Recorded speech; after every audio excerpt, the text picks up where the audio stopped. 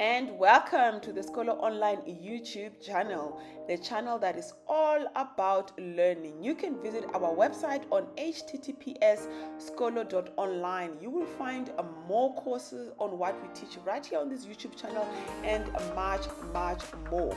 Remember to like this video, subscribe to our channel, and turn on notifications so that you'll be notified every time we have new content. Follow us on Facebook, Instagram, and Twitter. In this video, I'm going to show you how to incorporate social login into your Django application. So I'm going to take you from scratch, creating a new Django app, and then you'll be able to do the normal login flow where people just log in or register with their username and password. But people will have the option, if they decide or choose to rather log in with something like a Facebook account or a Google account, and they can use their profiles to log into your application and they don't have to enter that information. This is really useful, and a lot of modern applications have got this feature, and I'm going to show you one of the fastest and most effective ways to implement that type of login flow into a Python Django application. All right, so let's get started. We're going to do everything from scratch, and I'm going to show you step by step. And at the end of this video, I will also make this code available on a GitHub that you can go and practice in your own time to integrate this into your own social application or social flows. All right. So the template that we're going to be using is this one over here. So I'm not going to build this from scratch, and I'm not a believer of too minimalistic templates that don't make any sense, that you wouldn't really build an application on. All right. So when I do tutorials on this video, I like to use realistic templates. I like to use real websites, because in the real life you're going to be building real websites. So this is a bootstrap template that I got for free from ThemeWagon. I think that's the place. All right. So ThemeWagon, I don't know how good or bad ThemeWagon is. I occasionally go there when I don't want to pay for a template, and they've got not the best, but they'll do the work. All right. So over here you can just search for, I think I searched for SaaS, because they have, that keyword is usually associated with dashboard templates. So we will expand on this tutorial later on and build a dashboard and do a lot of other things, maybe perhaps do something like a CRM. I haven't quite decided, but we'll see when we get to that point. So you can go over there and download this template. And this is a template that I'm using. All right, it's the Majestic template. So I have to give credit to the guys. It's not my own work. And you can just put in your email address over there, and they will send you a link to download this template, and then you can get it. But for today's tutorial, I'll make the code available with just the login and the register page of this template. All right. If you want the rest, you can download it for yourself. And then the next tool that we're going to be using in this tutorial is our Scholar Online Django documentation, which I developed recently. And I think this is really useful. And you guys, I want you to get used to doing this, because over time I'll write up a lot of the tutorials here, and you can always go back to reference things.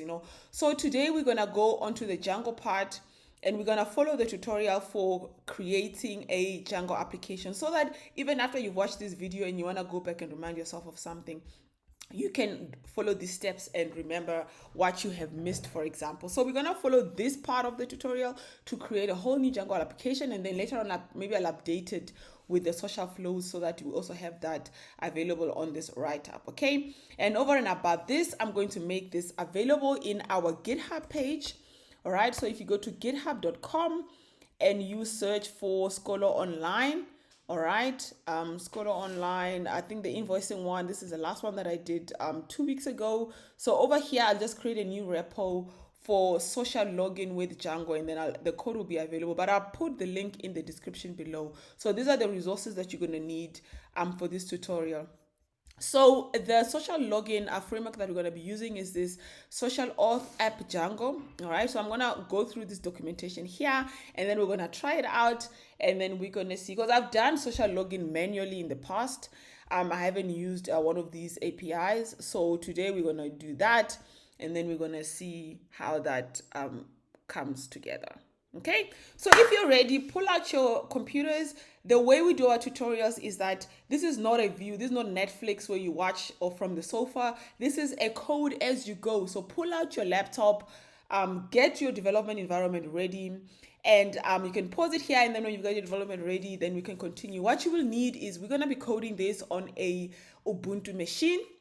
All right, so we're going to be coding this on an Ubuntu machine. You can code it anywhere, but if you really want to follow step by step, we're going to be coding this on an Ubuntu machine. If you don't have one, I'll put a link in the description below where you can get one for $5 from DigitalOcean. You can even, if you use my link, you'll get a discount where for the first, I think, couple of 2 months or so, you don't pay anything. So you can test it out and decide if you like it or not.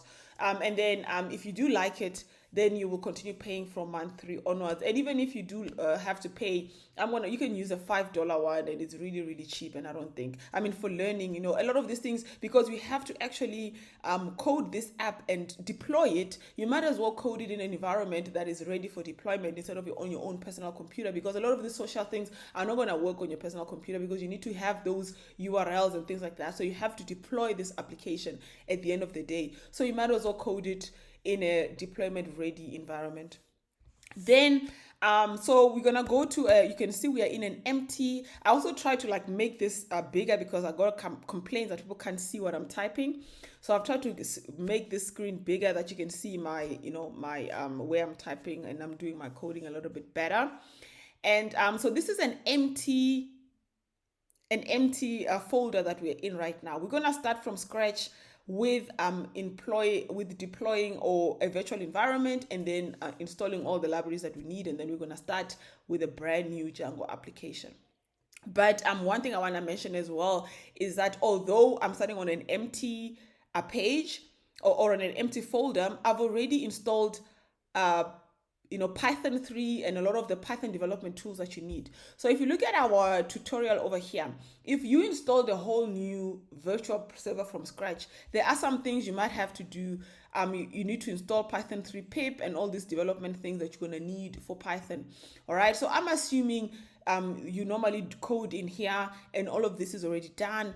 And already even the Postgres SQL is already installed in this specific Droplet. So I'm going to skip a lot of these, and I'm just going to start with where we are in, creating our new SQL database. Okay, we're going to be using Postgres SQL database, because we are ready to we're going to build this for deployment. We're not building this to run on the development database.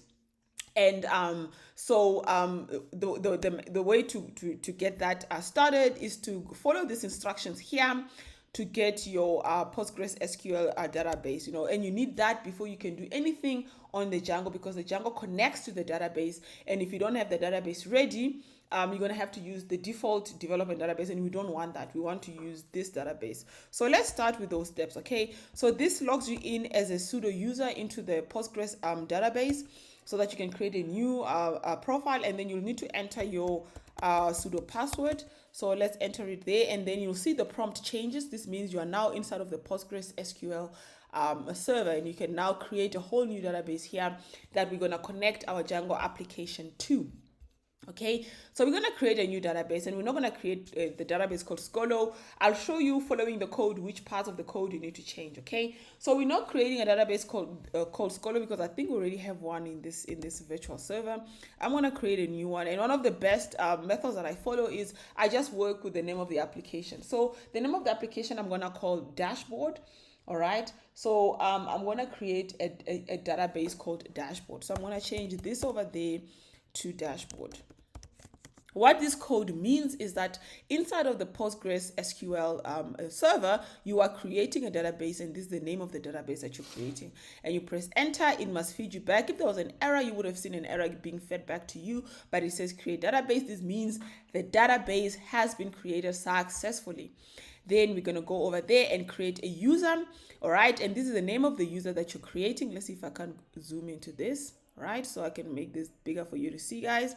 So now we're creating a user, and this is the name of the user. So you need to change this to the name of the user you want to create, and then create the password for that user. Okay, so I'm going to copy this just like it is, and I will paste it over there. And I'm going to change the name of the user. Instead of Scolo user, I want to use the same database name that I've got over there, and I'm going to call this Dashboard user, and the password is going to be, let's just leave it as password. Okay, we're gonna change this later on. I'm not gonna run this like this, so don't worry. So that means that the role has been created. Okay, then after that you need to run this to alter the role to UTF-8. Okay, so this is what Django expects. And remember to change the user to the user that you're working with. All right, so I can just sort of copy this so that I make sure I don't get the spelling wrong and avoid any errors. So the user client encoding will be UTF-8, and it will tell you alter role. If you see that, it means you're good to go. All right, then you're going to alter the role of the user again to transaction read committed. Okay, so these are just standard things you're going to really need to do every time you create a new database for Django. And as usual, I'm going to just remove that and use the user that I'm creating now, or else it will do something for the other user that I had created before. All right, that's good. Alter role, that's done. And then the user again, time zone to Africa, Johannesburg. Okay, and over here you can use whatever time zone that is relevant for you. Okay, so depending on where you are, you need to change the time zone to a time zone that is correct for yourself. Okay, so and how you know which time zone is correct for yourself, I've got a link right here on this documentation. All right, for a list of time zones over there. All right, let me zoom out a little bit. You can click on this link. It will take you to a different page, and you can see on the Wikipedia page you've got a list of time zones, and you can have a look here where you are located. So if you are somewhere in, I don't know, America, Antigua, you can just copy this part and replace this Africa, Johannesburg with that part. So depending on where your time zone is, this is what you can, what is in this column over here, the TZ database name. This column is the one that you replace over there. So for me, it's Africa, Johannesburg, and for you, it can be anything else. And then after that, you need to then grant all privilege of that database you just created now to that user that you just created now. Okay, so let's copy that and paste it over there. And remember that the database is obviously dashboard database. So let's copy that. All right, that's the database. All right, and the user is the dashboard user. All right, so let's do that, dashboard user. And then it says grant, then you're good to go. All right, so this is all you have to do to create a database. And once you've done that, just remember your password. All right, very, very important, this password. Do not forget this password. And remember the user, because you will need that inside of your Django application settings page. All right, so that's good. So our database is set up. We can continue to install Django. Right now, before you install Django, you need pip, and I'm assuming you already have pip installed. Right, I'm assuming also that you already have virtual environment installed. If you don't, and you're doing this on a brand new virtual machine, go ahead and follow those steps. I'm gonna skip these because I already have. All right, and then I'm gonna go into the folder that I need to do this on. I'm already on that folder, by the way. And then I'm going to create a new virtual environment. Okay, so to create a virtual environment, you basically just type virtual env and the name of the environment that you want to create. All right, so my environment is going to be dashboard env, like that.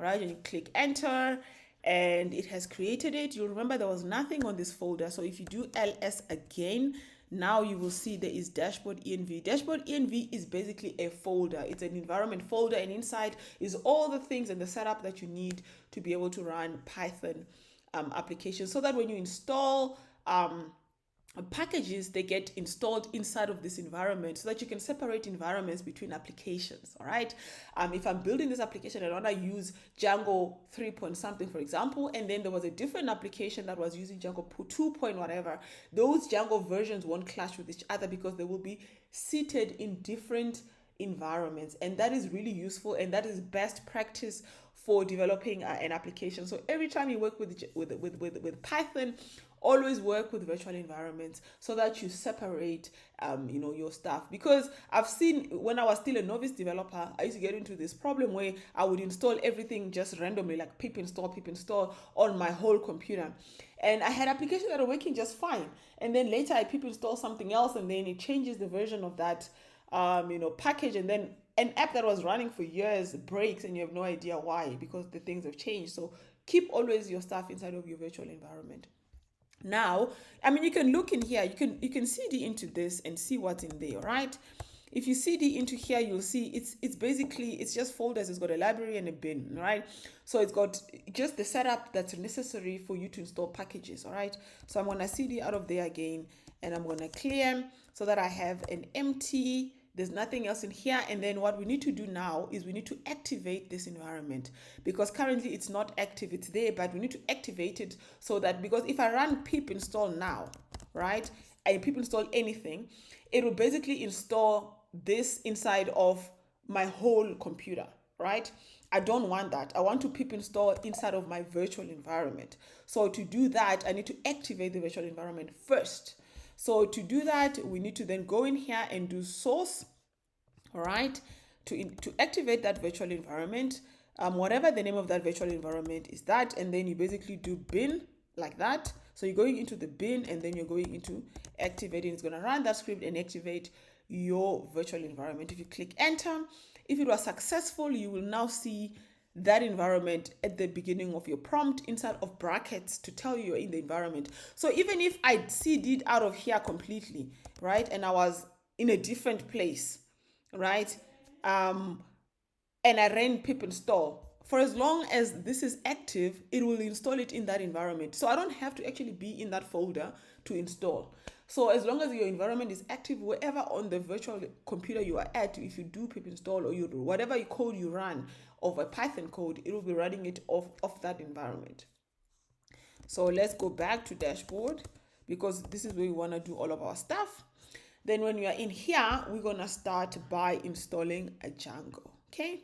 So we're basically going to do pip Django, and you don't need to do pip 3. We are using Python 3 already in this machine, because when you created your virtual environment, the first time you built a Python 3 environment, now you just need to do pip it inside of the environment. It will always use Python 3. All right. So it's going to go ahead and install Django and everything that Django needs to run. Right. So let's clear this. And if we click ls, there's still nothing in there because we haven't actually built a project. We need to install this, and don't forget that this is not always required, but if you're going to work with what we're working in with, which is our PostgreSQL database, then you're going to need this, because this is what uses to connect to that database. It's one of the stuff that works in the background. So just remember, if you're using the PostgreSQL database, you need to install this as well. So let's install that. Cool. So that's done, and now we're gonna start our project. So this is the command that actually builds a new project, right? And if you look over here, there's no folders. It's just the environment. So next to the environment, we're gonna create a new folder for the project, right? And for that, we're gonna run this command, right? So Django admin. All right, Django admin, and then the name of the project, right? So our project is called dashboard. You can call your project anything that you like. I like to use the same name for the virtual environment, for the project, so for the database, so that if I have multiple sort of Djangos in one virtual server, I remember which environment is for what project and which project is which, this and that. Now, you won't see anything, but if you do ls now, you will see now there's a new folder called dashboard.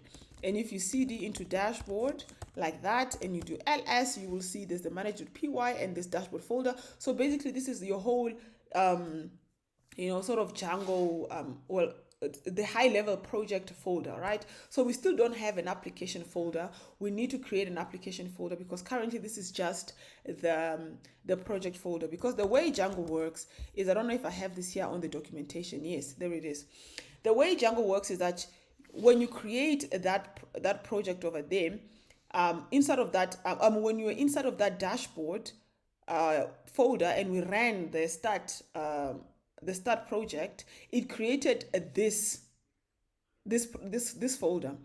And inside of this folder, there is another folder which has the init, the settings, the URLs, and usgi.py. So inside of here, there is this another folder called dashboard again, that if you cd into that folder, then you will see your ASGI settings, URLs, and WSGI files, which are these ones. All right. So, and then outside of that folder is your manage.py file. Manage.py file is basically the manager of the Django application.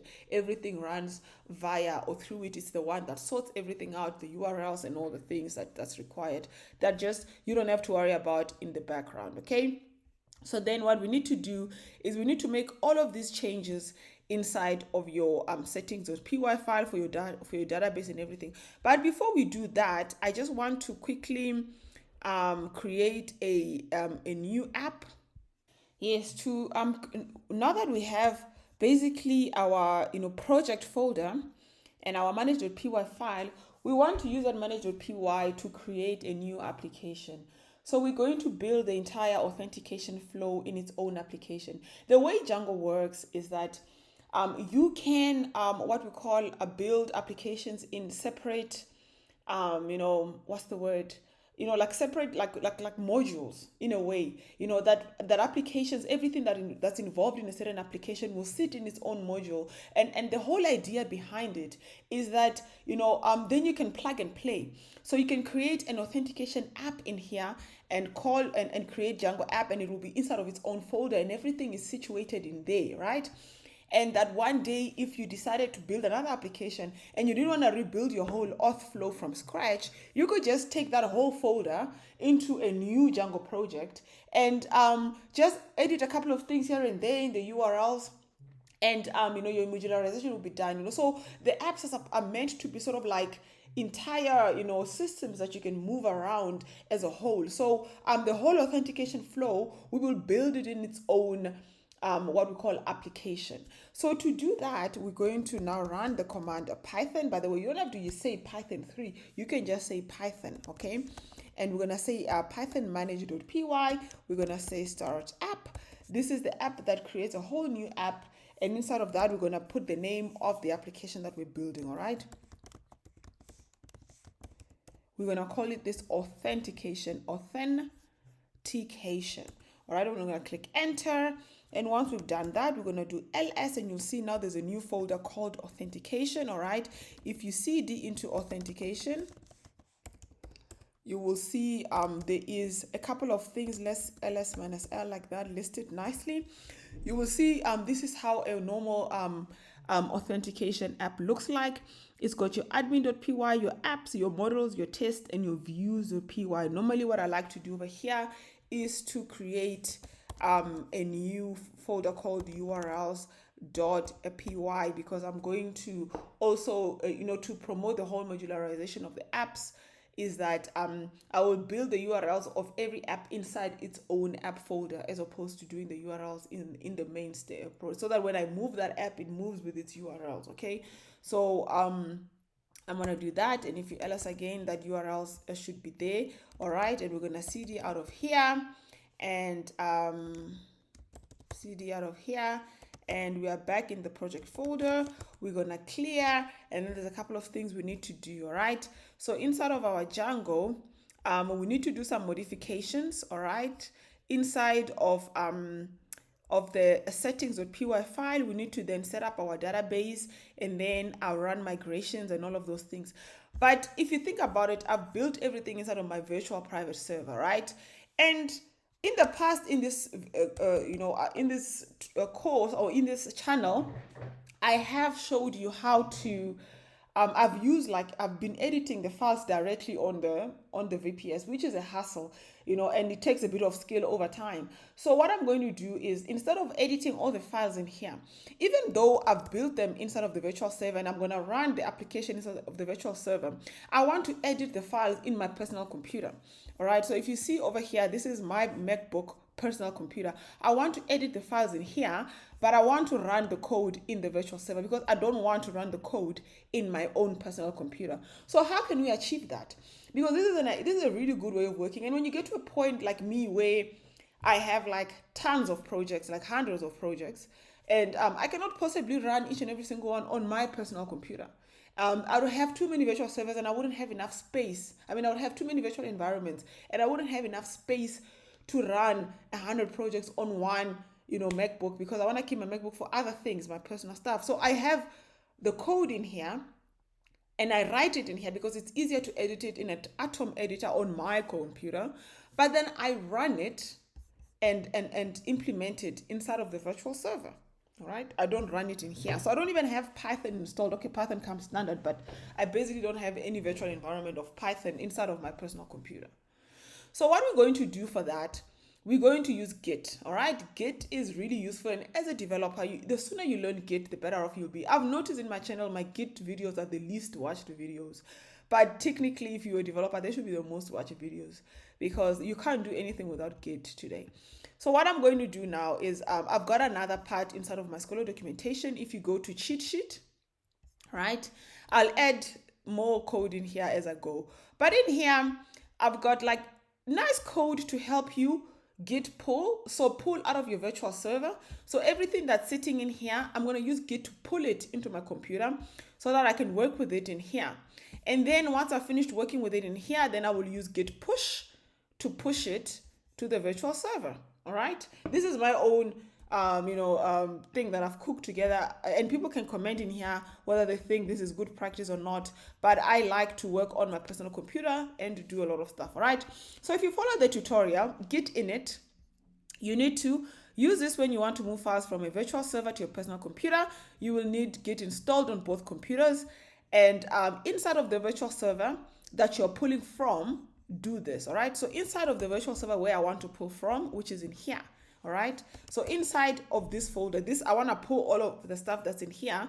I must run Git init. All right, so Git is already installed inside of the virtual server, and if you use my link and you used the DigitalOcean virtual server, Git is pre-installed in that as well. But if you're using some other system, maybe you might have to install Git yourself. Okay, now once you do this, it will tell you I've initialized Git in this repository home Zatosh development. Copy this. All right, just take this and copy it somewhere. Let me see, where can I copy this? Do I have notes here somewhere? Okay, let me leave it. I won't clear it. Okay, I'll get back to it later. All right, so once you have copied that, you just need to save it in a safe place. All right, I don't know, my notes is not open right now and I can't save it. And then you need to do git add. I think there's a misspelling there. It's more than 2 D's. Must just remember to change that. So this mustn't be git add like triple D. It must be git add with 2 D's, right? So what this does is that you've initiated the Git repo. We are adding to it. Once you finish adding to it, we are going to commit our initial commit. So what this does is that git commit inside of the master branch or the main branch, and it will call that commit initial commit, right? And then all the files that you had before, so I mustn't clear this so that I remember that. Okay, so everything that you had before, all the files, it will add them today and it will commit them. All right, so once you have done that, you're good to go. We're gonna go now to our personal computer, which is in here, this is where you see this is an empty folder. There's nothing in here. So inside of our personal computer, we want to pull these files from this Git repo. We've created a repo and committed to it. We want to pull from there in here, right? So to do that, we need to also init a repo inside of the personal computer. So we're going to do git init this side, and also make sure in your personal computer you have git installed. All right, so do git init, and it'll also tell you initialize git repo in here. Then once you do that, you then need to add remote repo. So this repo over there, we need to add it in there, right? So I'm going to copy all of this, right? And I'm going to paste it in there, and I'll show you what's in here, all right? So the first thing is git remote add upstream. So we're going to call this remote repo upstream. And then we need to then get the address to our virtual server, because we are calling it from our personal computer. We need to give it an address of where that repo is. All right. So the address, we're going to do it manually. Our username in that server is Zatosh. All right. It's Zatosh. Whatever your username you're using in a virtual server, put that username in there. And then this is the IP address of your server. If you got a VPS, you will get your IP address. That's the one you use to SSH all the time. And this command works really well if you've got SSH installed and enabled in the virtual server. If you don't, check the videos in my channel. I've got a video where I'm just showing you how to set up a Droplet or a virtual server with SSH so that you can SSH into it from your command line. All right. So once we've done that, I'm going to put in the IP address here. All right, so my IP address, I think I can see it at the top over there, is 178. All right, and then it's comma 62. It's comma 73. It's comma 210. All right, 178.6273.210. And then the address, this address that comes, the home username test git. This is the address, this address at the end here. Let me make this bigger again, where it was before. Right? This address over here is the address of your Git repo inside of the virtual server. All right. So don't copy exactly what I have in here in the documentation. Remember when we created the virtual server there, I told you to copy this. When you initialize empty Git, copy this whole root, home zato. This is the root to the repo. So copy that root, right? And go back there, right? And then delete this test stuff and paste this root over there. So everything up until where the IP address ends, right? Paste that in there. Make sure there's no spaces, right? And then double check everything is correct. Okay, you git remote, add upstream. This is the address that you're adding. This is a username, username. You don't use root because in some cases, I've seen people that use root, and it depends on how sort of important on the security of the repo is, right? If you want to be able to write into that repo as root, it means that on the other side, you need to write sudo commands every time you do something, or you won't be able to change anything. And if it's just for this training, it's fine. I don't need to be root. And after that, you add the IP address of your server. Then you add the root to where your Git repo is on the other side, okay? Then you click enter. You won't see anything, but basically the remote has been added, okay? So that's done, okay? And to make sure that this works, we're gonna now pull that repo, okay? We're gonna pull it with this command, which is git pull upstream master. Remember, this upstream is what we called the repo over there. So whatever you call this, not what we call it, whatever you call this sort of like stream, okay, is what you're going to be pulling on the other side, okay? So I'm going to now say git pull upstream master because I'm pulling the master, because when I saved it over there, I saved it under the master branch, okay? You can have multiple branch, by the way, in Git, and Git in itself deserves its own tutorial. But I'm the only one working on this. There isn't a lot of people, so I'm just going to pull the whole master branch, okay? And so you do that. And it's gonna say to you, okay, it's gonna give you some errors, rebase, but I haven't done anything else because there's nothing that exists in my thing for now. So I have an SSH key set up for this address, okay? If you didn't have an SSH key set up for this address, maybe it might ask you for your password, but I always work with SSH, and with a virtual server, you must always work with SSH and follow my tutorials. It's for security, all right? And so my SSH key also has a password. So so this is the password I'm entering. I'm entering the password to my SSH, okay? I'm not entering the password to the virtual server. And if you created an SSH without a password, if you ran that command, it would just run it. It would just like run it and the files would be there, all right? Because the SSH key in itself is security enough.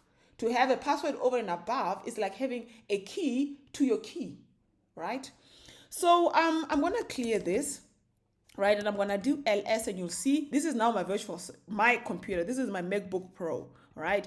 So this is my computer. You can see the files are there now.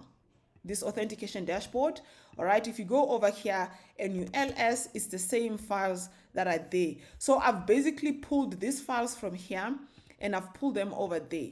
Now they are available on my personal computer. And if I do atom like that, I can open a new atom window, right? And then I can make the changes to my folders on atom. Okay, so why is this everything so small over here? All right, this is like, how do we zoom in here? This is smaller than usual. All right, so basically this is my stuff, and you can see the Git is there as well. And basically, so when I want to make changes, I'm going to make changes in here. Then when I finish making those changes, then we will show you later on how to then push them back, because currently we've done a git pull. We need to actually create a whole new bare repo for pushing on the other side now. And again, everything is in here inside of the tutorial. Okay, so the git push, we will follow this for that. Okay, but for now, let's do the changes that we need to do. So if you go back to the previous you know, the Django one, because we had the cheat sheet, now we're back to the Django one and the installing Django and everything. So we are now here where we need to make the changes to our database. All right, so for that, we need to go inside of our project. Our project folder is the dashboard folder, and we need to open the settings.py file. All right, so inside of the settings.py file over here, we need to, inside of the databases, you see this whole thing that says databases, you need to change all of this and replace it with that. Okay, so take all of that out and put this in there, right? And remember, this is that package we installed earlier on, and then you need to put in the name of your database. So the name of our database here is dashboard. All right, the name of our user, remember the user, the stuff we created at the beginning, right? When we were over there, when we were creating it here, this user and this password is what we need now. Right, so basically we are installing all of that inside of our application so that Django knows who to talk to. And I think I left the password as password, and the local host, we're just going to leave it as local host, and the port we're going to leave it as a port, and that's pretty much it. Okay, and then at the bottom of the file, you just need to add this. All right, so I'm going to just go to the bottom. And I'm going to do that. Static URL is static, and the static root is that. Okay, and once we've done that, we should basically be able to run and make migrations and create a super user, but we need to do this on the other side. Okay, but before we do that, okay, there's another thing I want to show you. There's some other basic settings that I want to do, especially for the templates folder and stuff. So I'm going to go to I think I have it in here, the settings. Okay, the Django settings, there you go. All right, so these are basic settings that I like to keep for my Django app, and these are just useful. All right, so I like to have always the message tags so that I can, you know, readjust the message tags, because the way the Django message tag comes in, it comes in as a warning, as an error, and then, but with the Bootstrap, the red tag is usually danger instead of error. This is not necessary, you don't have to do it, but I like to do it all the time because it's just, then I develop and I code my apps the same way. So I'm going to put it at the beginning there, next to allowed host. Okay, and then the other thing you have to do as well is you have to fix your allowed hosts. All right, and so on allowed hosts, there's a couple of things you need to add in here. I'm gonna do, if you do that, this is very, very risky, but this is probably the fastest way to get started for a new application. All right, but I think you can do like localhost. All right, you can do localhost like that, and then you can put in your IP.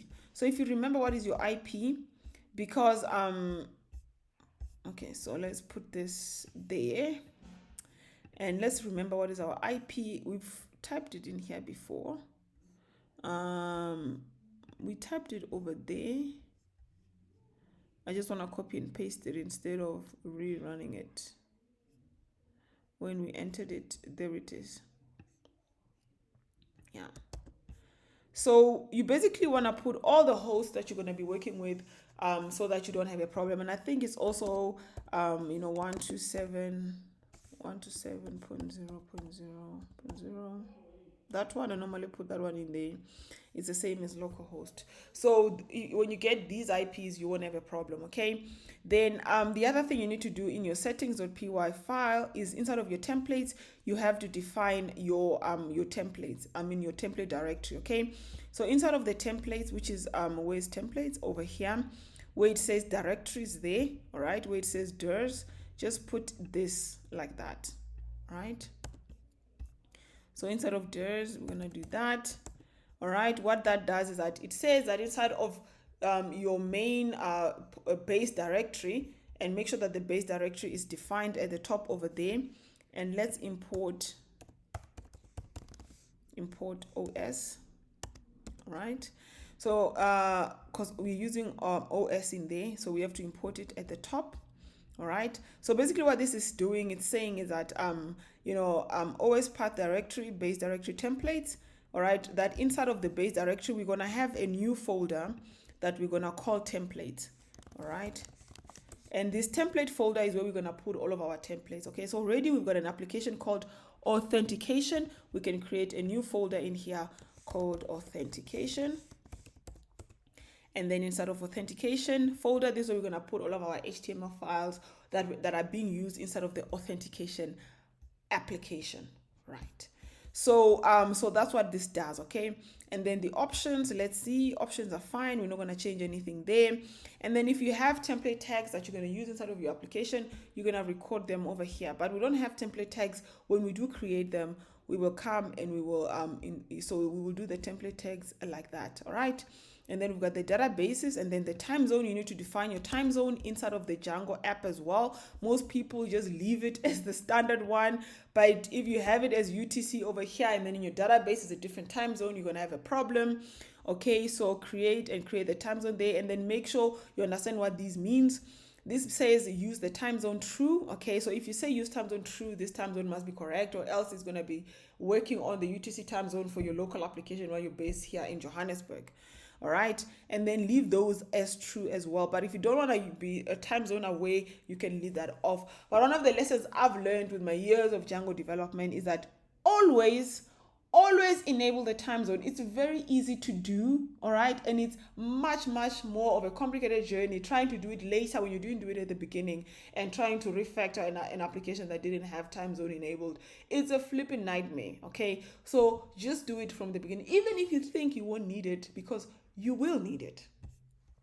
Then once you've done that, then there is some of these, I'm going to just copy these as well, static URLs. So these are like personalized stuff, so the basic getting started there that we went through, you don't need that, right? But if you really want to personalize your app like the way I like to do it, we're going to, I'm going to use these things over there. So this is basically the static root, the static file directories. Okay, let me make some space over there. I don't know why everything is so tiny in here. Where's my zoom? I can't like zoom in here. Oh, there you go. That's better. All right. So so this is your static directory and your static files. All right, this is your media root where all your uploads are going to go. All right, and I'm going to call that uploads. Even though I haven't created the directory now, it doesn't matter. Django will create it when it creates uploads if you've defined the media root in here. Then the other thing that you need to do is that if you're going to send emails, right, and we're not going to send them now because I'm just going to show you login and log out without sending emails, but this is a standard requirement of any application anyway. All right, so I'm going to just do it so that it's done. Okay, so that when I do send emails, I don't have to come back and worry about this again. So I'm going to just paste this in here. All right, so it's basically using an email, the Django email backend, right? You're going to put in your host over there. So your email host, whatever it is, and this won't work very well with Gmail, by the way. So you're going to need like a personal email host. Let's say you have a hosting account somewhere, wherever your domain is hosted. So you're going to need that email host that you're going to put. So if your domain was like, I don't know, careersportal.co.za, and you had email enabled with that, whatever, your host might be something like mail.careersportal.co.za, and you're going to put in your port, you're going to put in your email username and your email password. So I'm going to do this off camera for myself, but you do it for yourself in here, right? Then after that, we're going to have we need to also specify always the login URL and redirect URL. This is standard stuff that you're going to need anyway. So my nice documentation tells you the standard things you're going to use, and so feel free to use it. Okay. And I'll thank me later, right? So the login redirect URL, this is a URL that Django will automatically redirect people once they've logged in, okay? And then the login URL is when they log out, it will redirect them to that. Or if you use, for example, one of those decorator, login required decorator, and then the person fails the login required decorator, Django will look for if you've specified a login URL inside of your settings, and it will send the people there. And if you haven't specified this and you use that decorator, it sends them to some other route that then messes up your application, you know. So just good practice to always specify this URL inside of here, and then make sure that then you create a path called login inside of your urls.py, or else you're going to have a problem if you don't have a path called login and you've specified this. But we will have a path called login, and I'll show you how to do that. And then if you're going to be using any form of of files inside of your Django application, right? Whether it's people are going to be uploading profile images, okay, whether people are going to be doing, or you're going to be display, especially uploading, right? You're going to need this, all right? And this is just good practice. It's not a requirement, right? But it's just good practice when people upload images into your application that you resize those images to save space, because I've built apps where people, you want someone to upload a profile image, and somebody took a profile image from their cell phone with their phone, and they've set it up to the highest pixels because they want the picture to look nice for Facebook. And you go and you upload that picture. Somebody uploads the picture and it's like a 4 megabyte picture for a profile picture, and you don't want that. You know, this is just good practice. You want your picture to be a certain size, space, but also when you're displaying your profile pictures, you don't want somebody to like have uploaded a landscape image and then somebody has uploaded a square image and then somebody has uploaded a different sort of image dimension. And then that becomes problematic because your app is going to look different. So if you had like where you were maybe having a list of users and then everybody uploaded an image in their own dimensions, you're going to have like your list looking weird. So what you want is that right from the beginning is to set up image dimensions. And the best way to do it is use Django Resized, because it resizes your images as it uploads them into your models. And you will see the way we define the model. If we have an image in there, we define it with a resize field so that that image is already in that size that you want it in. So it's irrelevant what size a user uploads or whether it's landscape, square, or whatever. You will define the sizes, and Django will automatically in the back end cut the images up for you to the right dimensions. So this is what this is used for. So for this specific app, I don't think we're going to use it because I'm just showing you a log in, log out. Let me see. Okay, we will use this. Okay, we will use this. So let's copy this because we will create profiles later on. So let's just say it's done. Okay, and I'm gonna just use a random and by the way, if you're gonna use Django Resized like this over here, you need to install Pillow and you need to install pip install Django Resized. All right, so let's do that quickly before we forget. Okay, so let's do pip install Django Resized like that, so I can show you how to find this a package. All right, and then let's do pip install Pillow. Pillow is required if you're gonna use any sort of image field in Django, whether you use Resize or whatever. If you use an image field inside of Django, you need to install Pillow. So I'm going to copy that. And before I forget, I'm going to go into my virtual server. I'm going to clear all of this. Make sure I'm inside of my virtual environment there, like that. And then I'm going to just install Pillow so that it's done and I don't forget to do it. And then I'm going to do the same for Django Resized. All right.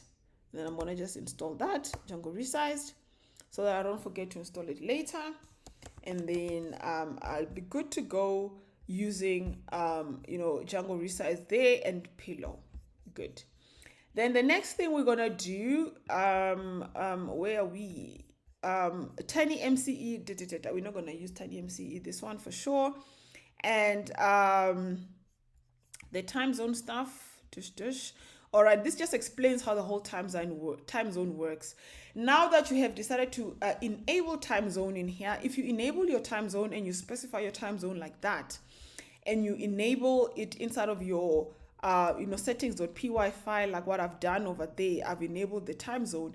Every time you inside of your application, this is what this is telling you. Inside of your application, every time you call the time zone, you can't just do now daytime.now, because normally when you want to know the time, like let's say we're in here, right? Let's clear that. This is my personal computer, and I can do Python in here, and I can have a Python shell, and I can install date time.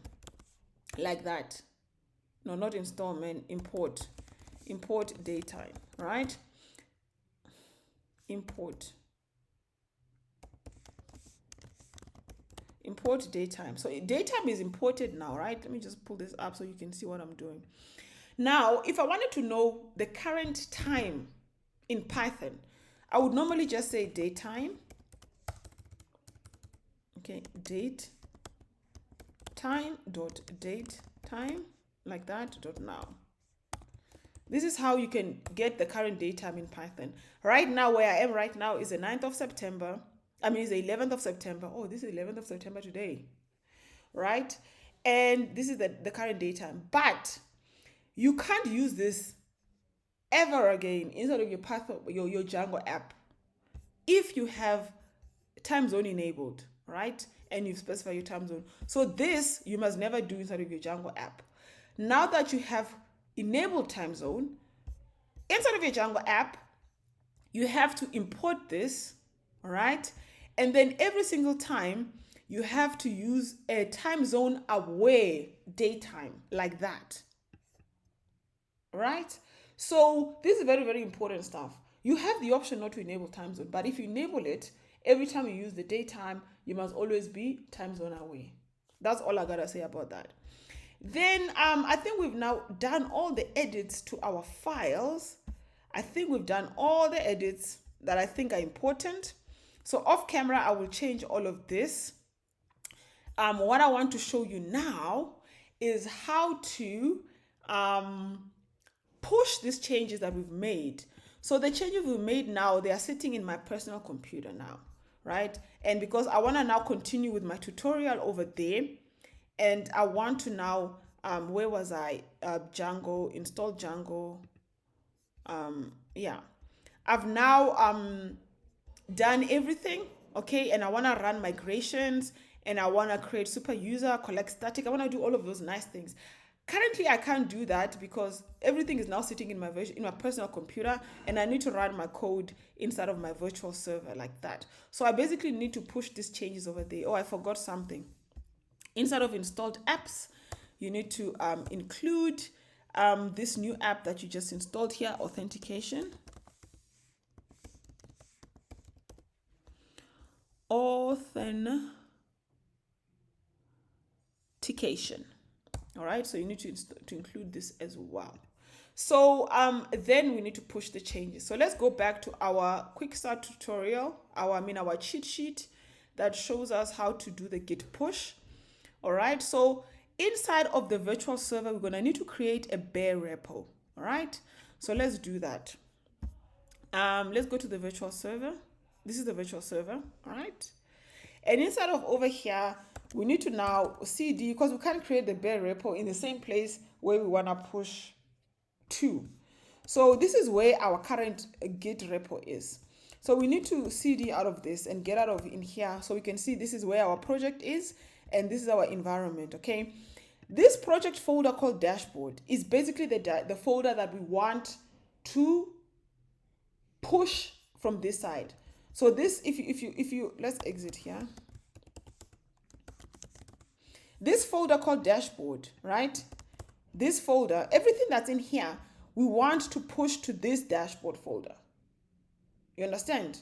So this dashboard folder, we want to push to that dashboard folder. So we need to get out of the folder and create a bare repo in here, right? So I'm going to say mkdir and I'm going to call this repo, right? And then we're going to cd into that repo, right? And then just keep in mind where we are. We are in development dashboard repo, and then over there it would have been development dashboard, right? Good.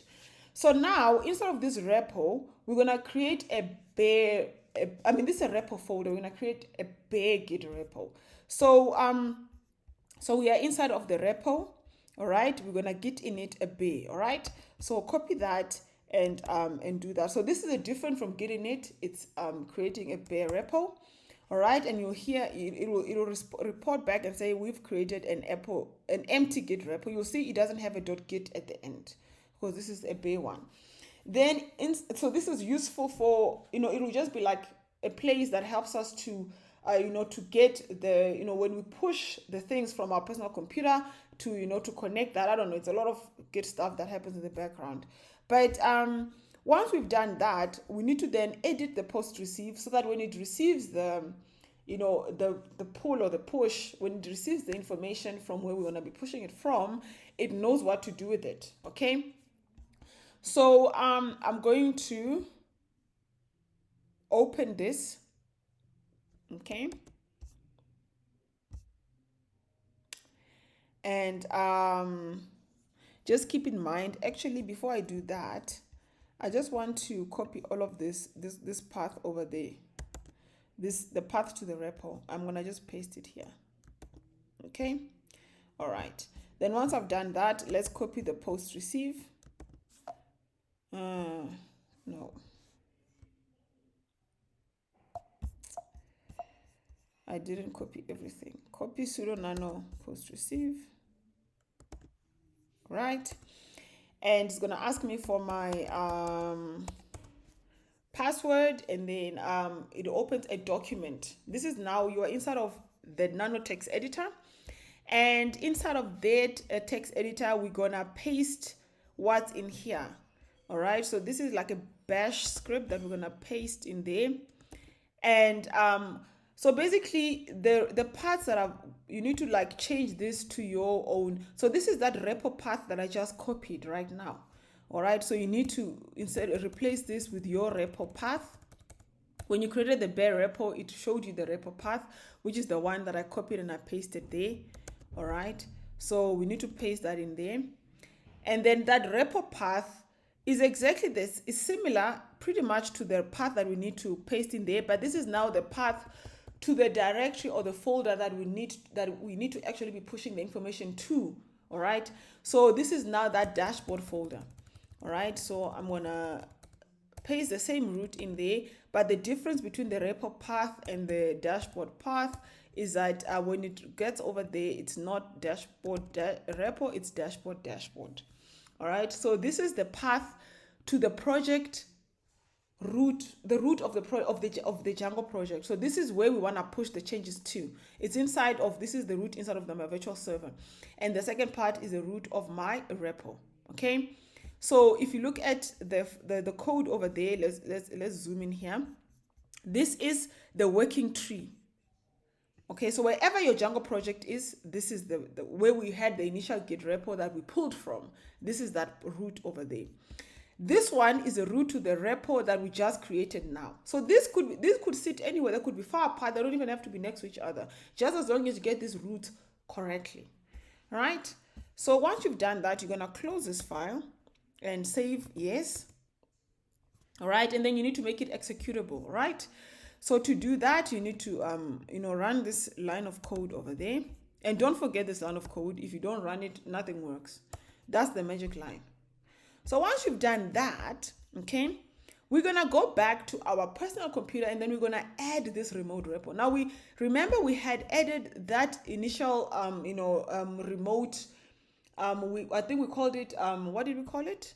We called it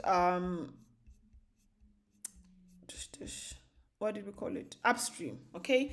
Now we're gonna call this something else. Okay, we can't give it the same name. We're gonna call it origin. Okay. So not origin, man. Yeah, instead of upstream. All right. So we're gonna write this line of code: git remote add origin username. This is same as what we did before, except we're calling it something different because this one is also not going to the git repo. This is going towards the bare repo path. So this is the bare repo directory. Okay. And then this is the IP address, and then you give it a different name. Okay, so we're gonna copy that and paste it over there. All right, and let's go through it quickly. So over here, your username is Zatosh. We're gonna change that. So this is the address of the repo that you're going to be adding here. So the address there is my username is Zatosh. As we're logging in, we'll be logging in Zatosh at. There's multiple users to this virtual server. You can have many users, and maybe all of them are doing their own work. So when they're pulling and pushing, they're going to be pulling to their own profiles. That's why we're doing it like that. And then over here, we're going to add the IP address. If I remember what it is over there, it's 178 -62 -73 -210, like that. And then we're gonna we need the the address of the repo, so I'm gonna delete all of this, and I need to get that address again. I think it's the one that I had pasted here. Let me just undo that. All right, and paste it over there. All right, so this is the route or the path to the repo. Okay, click enter. You don't see anything, but basically you've added that repo. Then once we do that, then we just say git push origin master. Okay, so inside of here, okay, we want to push this, but before you push it, you need to add and commit the changes. So we're gonna say git add. All right, git commit -m. We're gonna commit, I don't know, let's call this, we've updated the settings file with all the settings we need to update. All right, and it shows you all the changes that you've made since the last commit. And then once you do that, then you can do the git push origin master. All right, and then you're gonna have to log into your virtual server again with the SSH keys. This is my SSH key, so I'm logging in there, and then you will see it's pushing the changes. Okay, and just read what it's saying. Okay, how many kilobytes it has pushed to see if everything is worked well. But on the other side, you can cd out of your repo, and you can cd into your dashboard folder. And let's just like look at the settings.py file in here, because that's where you made all the changes. So I'm just gonna open that dashboard settings.py, and if you look at it over there, let's see, import OS. I know I added that, it wasn't there before. All right, allowed hosts, these are all the changes we made on the other side. They were not there before. Remember the message tasks, this wasn't there. I made all these changes inside of there. And that installed app authentication is also an app I just added, and the templates and everything in there, the database dashboard, database dashboard user. So the changes have pulled through, and Django resized. So I'm gonna stop this, and we're gonna run now continue with the rest of the tutorial over here, which is on the Django side. All right, which is over there, this one there, where we make migrations. Okay, so let's test that and see if everything is good.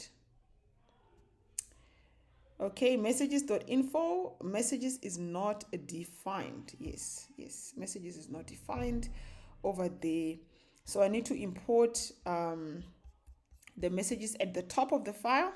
So you need to basically import it from Django contrib messages, import constants as messages. All right, so we're gonna save that quickly.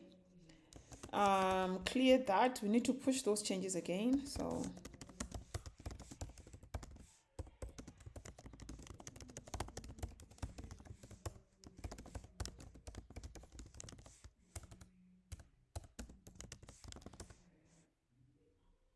right, so setting up that when we set up that whole git push, the origin, all of that, you only set it up once. Going forward, every time you make a change, you basically just add and commit and push. All right, so you basically gonna be writing your code every time over here, commit, push, and then that code is gonna be on this side automatically. All right, and then we're gonna try and make migrations again. No changes were detected this time. All right, so at least there's no error. So let's try and migrate. Right, so it's running all the migrations and everything ran without an issue. Right, and then after that, we're gonna create a super user. That's very important, so we can log in into the admin panel. Right, so let's create a super user over there. Yes, username for the super user.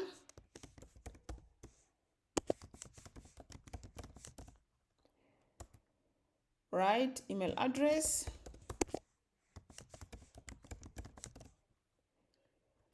Right, the password.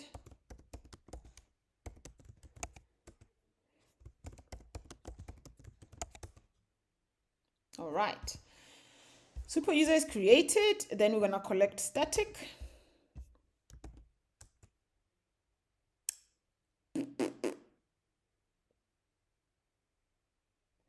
No such file or directory called static.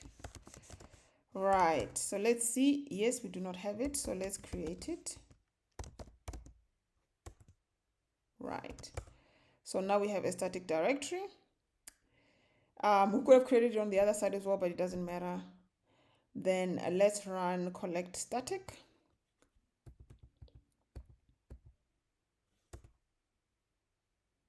Awesome.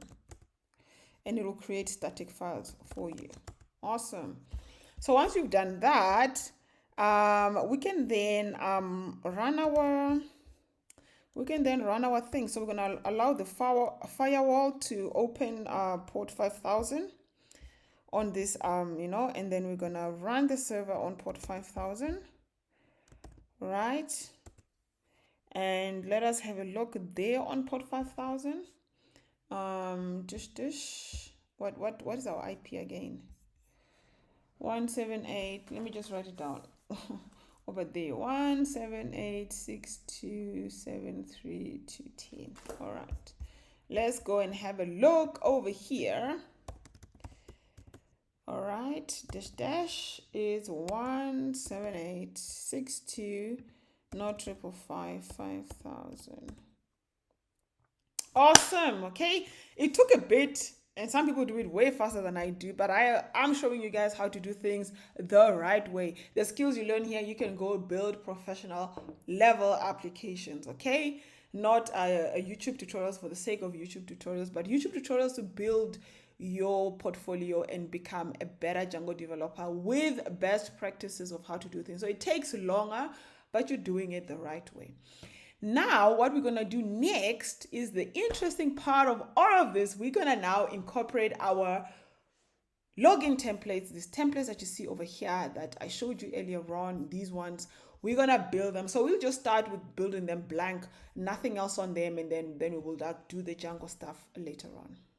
Now the plot thickens. This is where the tutorial starts to get interesting because we've done all of the basics setting up of our Django project, and you might already have a Django project of your own, of which you would catch up with us at this stage where we're just going to implement the login logout. I'm going to start first of all by implementing the standard Django login and logout process. Okay, so before we even use social login and logout, let's first of all create that the user can log in and log out with the normal Django system. To do that, we're going to start with our settings inside of our project directory. We're going to go into our urls.py. This is the starting point of any application. So let's start there first of all. If you see in your urls.py, this would already have been in there created because the admin panel already exists, and then the admin URLs have already been created. We're going to create a new sort of set of URLs for authentication. Okay, and then we're going to use the include. And for that, we're going to include authentication URLs. And this just looks at the authentication app directory and looks for a file called URLs. So inside of the authentication directory, you need to create that file called urls.py, which means we will define all of our authentication URLs in there, and we won't define them in the main project directory. And all of them will start with that authentication, piece, and then the rest of the URL will go there. So that's all you need to do over here, and include also the settings.debug. Sometimes people forget this, but this is to help Django find your media files. This is every time you upload a file. You might not think you're going to need it now, but it's just good practice to do it, because later on you'll be running your application and wondering, I've uploaded this document, why can't I see it? Okay, so make sure you set this up inside of your settings. When it's in the production mode, you don't need this anymore. You can delete this when your app goes into production. So once you've done that, at the top, there's just a couple of imports. You mustn't forget, import static. We import this static over there because we're using it inside of this function. The settings, we're using it inside of this function as well. Include is the one that we use over there. Path and admin were standard, and they were already included in there, all right? So once you've done that, you can even say path over there and include, because path and include, both of them come from Django URLs, and then you don't need that line.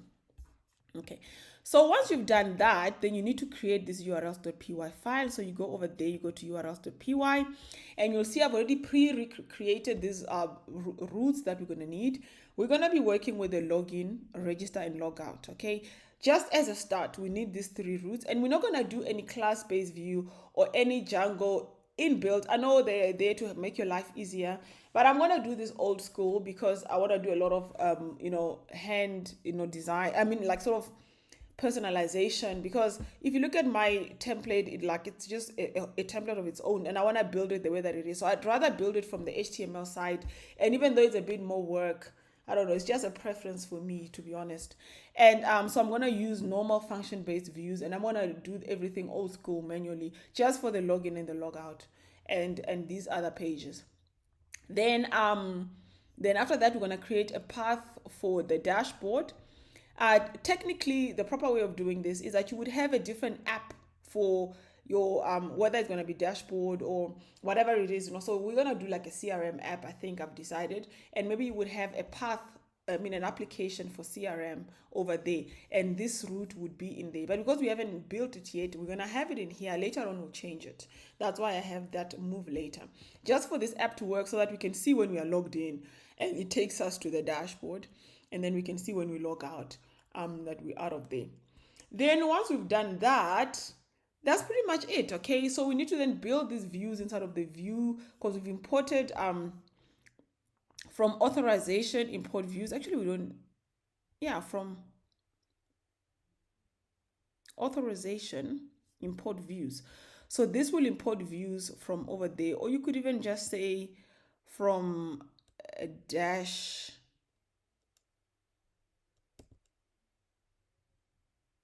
import views. Let me just leave it the way that it is, and I'll see if it gives me an error. Okay, from, actually it's not authorization, man, from authentication, because I'm thinking, wait, what is this? From authentication. So this app is called authentication. From this authentication app, you can import views, or you could just say from that. Okay, from the current working directory, just import a file called views, to be on the safe side, so you don't get the spellings and everything wrong. This should also work. If it doesn't, we will see it. Then once you've done that, then we need to now work on the views file. Okay, so from the view file, there's a couple of things that this is just standard. I always start with it. Anonymous required is a standard function I use a lot inside of the authentication application, because when someone goes into your login page, or they want to go into your reset password page, or they want to go into, there are pages inside of your authentication app that you will not want someone who's already logged in to access, and then they will need to have the anonymous required decorator on. So I just started by defining that, and I've discussed this in detail in previous tutorials. You will see the code, but it's pretty straightforward. It just checks that the person is logged out when they're trying to access that path, and if they are logged in, it will send them to the dashboard. Then the imports at the top, you can have a look at them, but it's basically the imports we're going to be using in this view function. So the first view function we're going to build is, let me just copy all of these, because I'm going to build all of these view functions. Okay, so I'm going to go to the bottom here, and I'm going to paste all of them here. And the logout, we've already done the view function for that. Logout is actually the easiest one to build. You just use auth.logout, you log out the request, and you redirect them to the login page. Just these 2 lines of code. And auth is imported at the top over there. Over there, it's imported from contrib auth models, import user, and import auth. So it's from the same place you import user, you import the auth, and that's the one that you use to log out the request. Okay, that's it. And this obviously makes it obvious that you shouldn't call any of your apps auth, by the way. Right, then once you've done that, that's the logout is created. So I'm going to leave the logout at the top, and then we're going to start working on the other view functions. Okay, so the next function that we're going to need to do is a login. All right, the login takes in the request as well as an object, and then it's going to do some other things. And over here is where we will use that login, not login required, we will use that anonymous required decorator. All right, so this will take anonymous required, and the same for register. Okay, so there are 2 parts we're building here. It's the login and it's the register page. Okay, Both of them will take in anonymous required. Okay, so I can delete that, and then we can build the rest of the parts. Okay, so they take in anonymous required, and for the login path, we're gonna build a login page. So let's just say we are returning. We'll return a render. Okay, this render that we're returning that render at the top. We should have render in here. There it is. Okay, imported from Django shortcuts.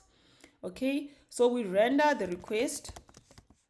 We're gonna have the file of the HTML page that's going to be rendered, and then the context. Okay, and for the context, for now, we're gonna leave it as blank. Okay, so I'm just gonna copy the same thing over there, and we're gonna paste it over there as well. All right, so to get the name of the HTML file that we're going to be rendering over here, we're going to go into our remember we said we will put our HTMLs inside of the templates folder. So inside of the templates folder, we have authentication folder for the templates which go into the authentication app. Then over there, we're going to create a new file that we will call our login.html, right? And then we'll create another new file that we'll call a register.html, all right? So these new files, login and register, in fact, we'll have another one as well that we will call dashboard. Okay, later on we'll move that as well because we said we will move it. Let's look at our URLs. We do have that dashboard path which we have in the same view folder. So let's just build that as well. Okay, so dashboard also takes in the request. Okay, and for the dashboard, we're gonna also render an HTML file for that. But the difference between the dashboard is that it doesn't take anonymous required, because by the time they reach the dashboard, they need to be logged in. So it needs to take in login required path decorator. So we copy the login required there and put it over there. So this login required, we're importing at the top over there. And it's that login required we're using here. So this basically is our paths, but they're not complete because we need to specify which HTML file it needs to render, because we haven't built this HTML file yet. It's sitting here, it's empty. At the top of the HTML files, you're always going to load static. Okay, because pretty much you're using it in all the HTML. So I like to put it at the beginning so I don't forget it later on. All right, you're always going to load static, and then we're going to put the rest of the HTML file in here. Remember, I told you I'm using this template, so I'm basically just going to copy and paste this template. If you have copied it from somewhere already and you've downloaded it somewhere, you can just go where your template is and you can find it. I have it in here. All right, so this is the index, the register, the HTML. This is like the old way of showing the HTML file, not the old way, but the traditional HTML way, where you've got the template and it directly links to these static files over there. So we're going to copy. Let's start with, is it the login? So let's start with the login template, and we're going to copy that as it is, and then we're going to paste it in the login page over there. All right, and if you look at the login file, you'll see at the top already the style sheets is talking to the vendors dot this and that. Okay, the href and the favicon as well, it's sitting over there, and the style.css. So the way Django works, we need to route these in the static directory. Okay, so we will have to because over here we had not created the static directory. I'm going to create this new folder there. Create a new folder, and I'm going to call this static, like that. Then in here, I'm going to then open the folder which currently the static folders are kept. So I want to move the static folders to the static directory for my project. So let me just open that. All right. In this static folder, it's empty now. I'm going to create a new folder, and I'm going to call this app, right? And inside this new folder called app, I'm going to put all of these static files. So this file, those files, that file, that and that. You see these files because they're the files that we need to refer to in our folders. I'm going to right click, copy them, and I'm going to paste them inside of this static directory. Okay. That's all you need to do. Okay, then once you've done that, we're gonna go back. If you look at our project directory there now, and you look at static, you'll see that app is there and those folders are there. Right? So that's why, so then we'll be able to refer to them using static inside of the Django app to find those folders. And so inside of static, so if you look at these vendors is a folder inside of static. And inside of static, I created another group called app. The reason why I did this is in case I have different sort of HTML, I mean, in case I have a different CSS libraries, because it happens with large apps that you might have a different set of CSS libraries for your front end and a different set of CSS libraries for your admin panel. Perhaps you have a different set of CSS libraries for your documentation page. You know, a lot of large apps usually have more than multiple CSS libraries for depending on the different part of the app. And so it makes more sense, instead of holding everything inside of the static folder, to create also inside of the static folder multiple multiple directories for your static. So this is only the static files for app. If I had, for example, a different set of static files for the front end, let's say I start building the front end for this app and it uses a whole set of, CSS libraries, I would create a new project directory here and I would call that, front or whatever I want to call it. And then I would put the CSS in there. Then when I refer it inside of the template, I can do it that way. So now over here, where this was referring to vendors, because this was like direct linking to vendors, I can remove that, and I can remove this whole thing like that, right? And I can do it the Django way, referring to the static, all right? And because now instead of the static, this vendor is sitting inside of app first, so you need to go into app, and then it can go into the vendors and everything else. Then you can paste that in there, right? And then you can do the same for this as well. All right. So everywhere in this folder where there's an image or whatever, a style sheet, you will have to go through and refactor it that way. And then you'll have to do it for all these templates, all right? So I'm going to do it off camera to save you time, and then we'll continue after I'm done with it. Refactoring all the code, changing it all to be Django format, just like I explained to you. All the static, stuff that we need, the static files, we're gonna save them inside of an app directory inside of the static folder, so we refer to them this way.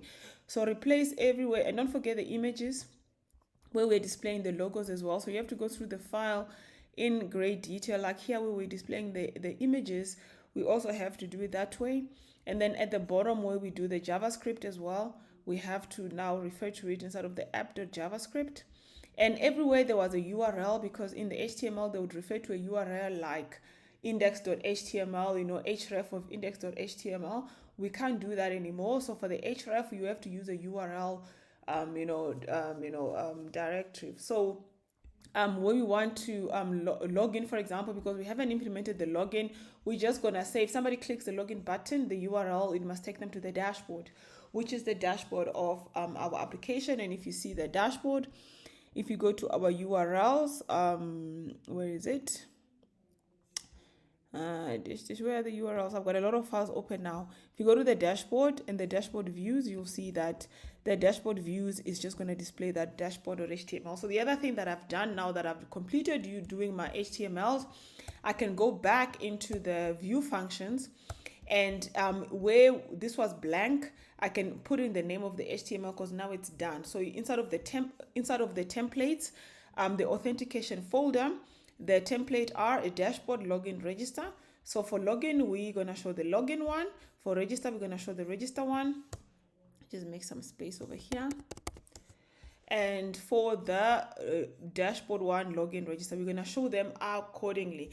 Now we just have to do one more thing, because our app needs to have a home page where because that's where normally people will start the root of the, you know, the application where there is, you know, before anything else. So we're going to go to the original project directory, the dashboard urls.py. And over here, we're just going to define a blank, you know, path. And we're going to say views.home, and then we're going to say import views. Then we need to create a view file inside here.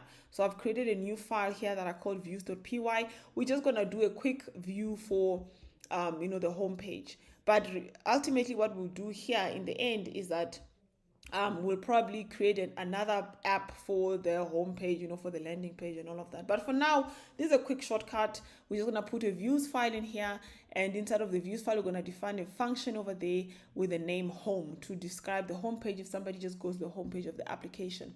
And then inside of that view file, we're just going to show redirect to the login page. So when someone goes home, it redirects them to the login page instead of building the login page on the home page, right? So that you can still later on, when you want to change it, then you can remove this and build the proper landing page, and then on the landing page have a button that takes you to the login page. So for now, somebody just goes to the landing page or the blank or the home of the root of the app, it will redirect them to the login page. And if it redirects them to the login page, like this one over here, the login page, where is it?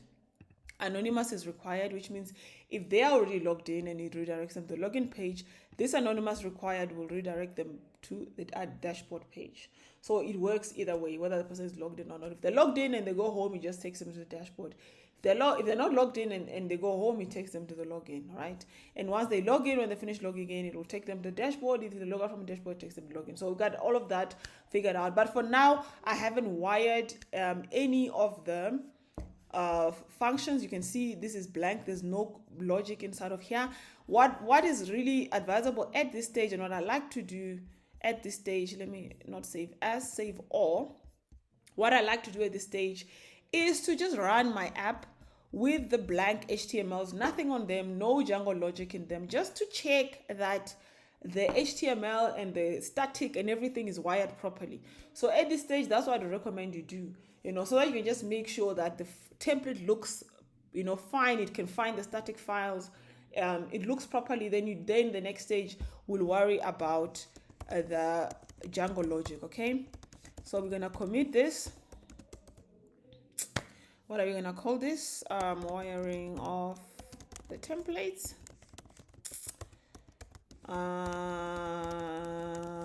Master. We're gonna push this, and after we finish pushing it, it's a lot of files this time because we've got all of that static folders that we're taking as well to the other side. We're gonna clear this, and then over here I see it has logged me out. All right, let me just copy this so I remember where I was. Okay, so that I can re-log in again. Right, then I can CD there. Okay, no such file or directory because I have to CD like that. Okay. All right, so now we have pushed the changes, and you'll see now this quick way to check. I can just check inside of my static and see if the stuff is in there. Technically, you don't really have to check, but because I'm doing this tutorial, I'm gonna check for you to show you that all of the stuff I've added are there. All right, so let me log out of there, and let's run this now. Or we need to do the virtual environment first. We need to activate the virtual environment, or else we won't be able to run anything. So let's copy that, and let's source that bin activate.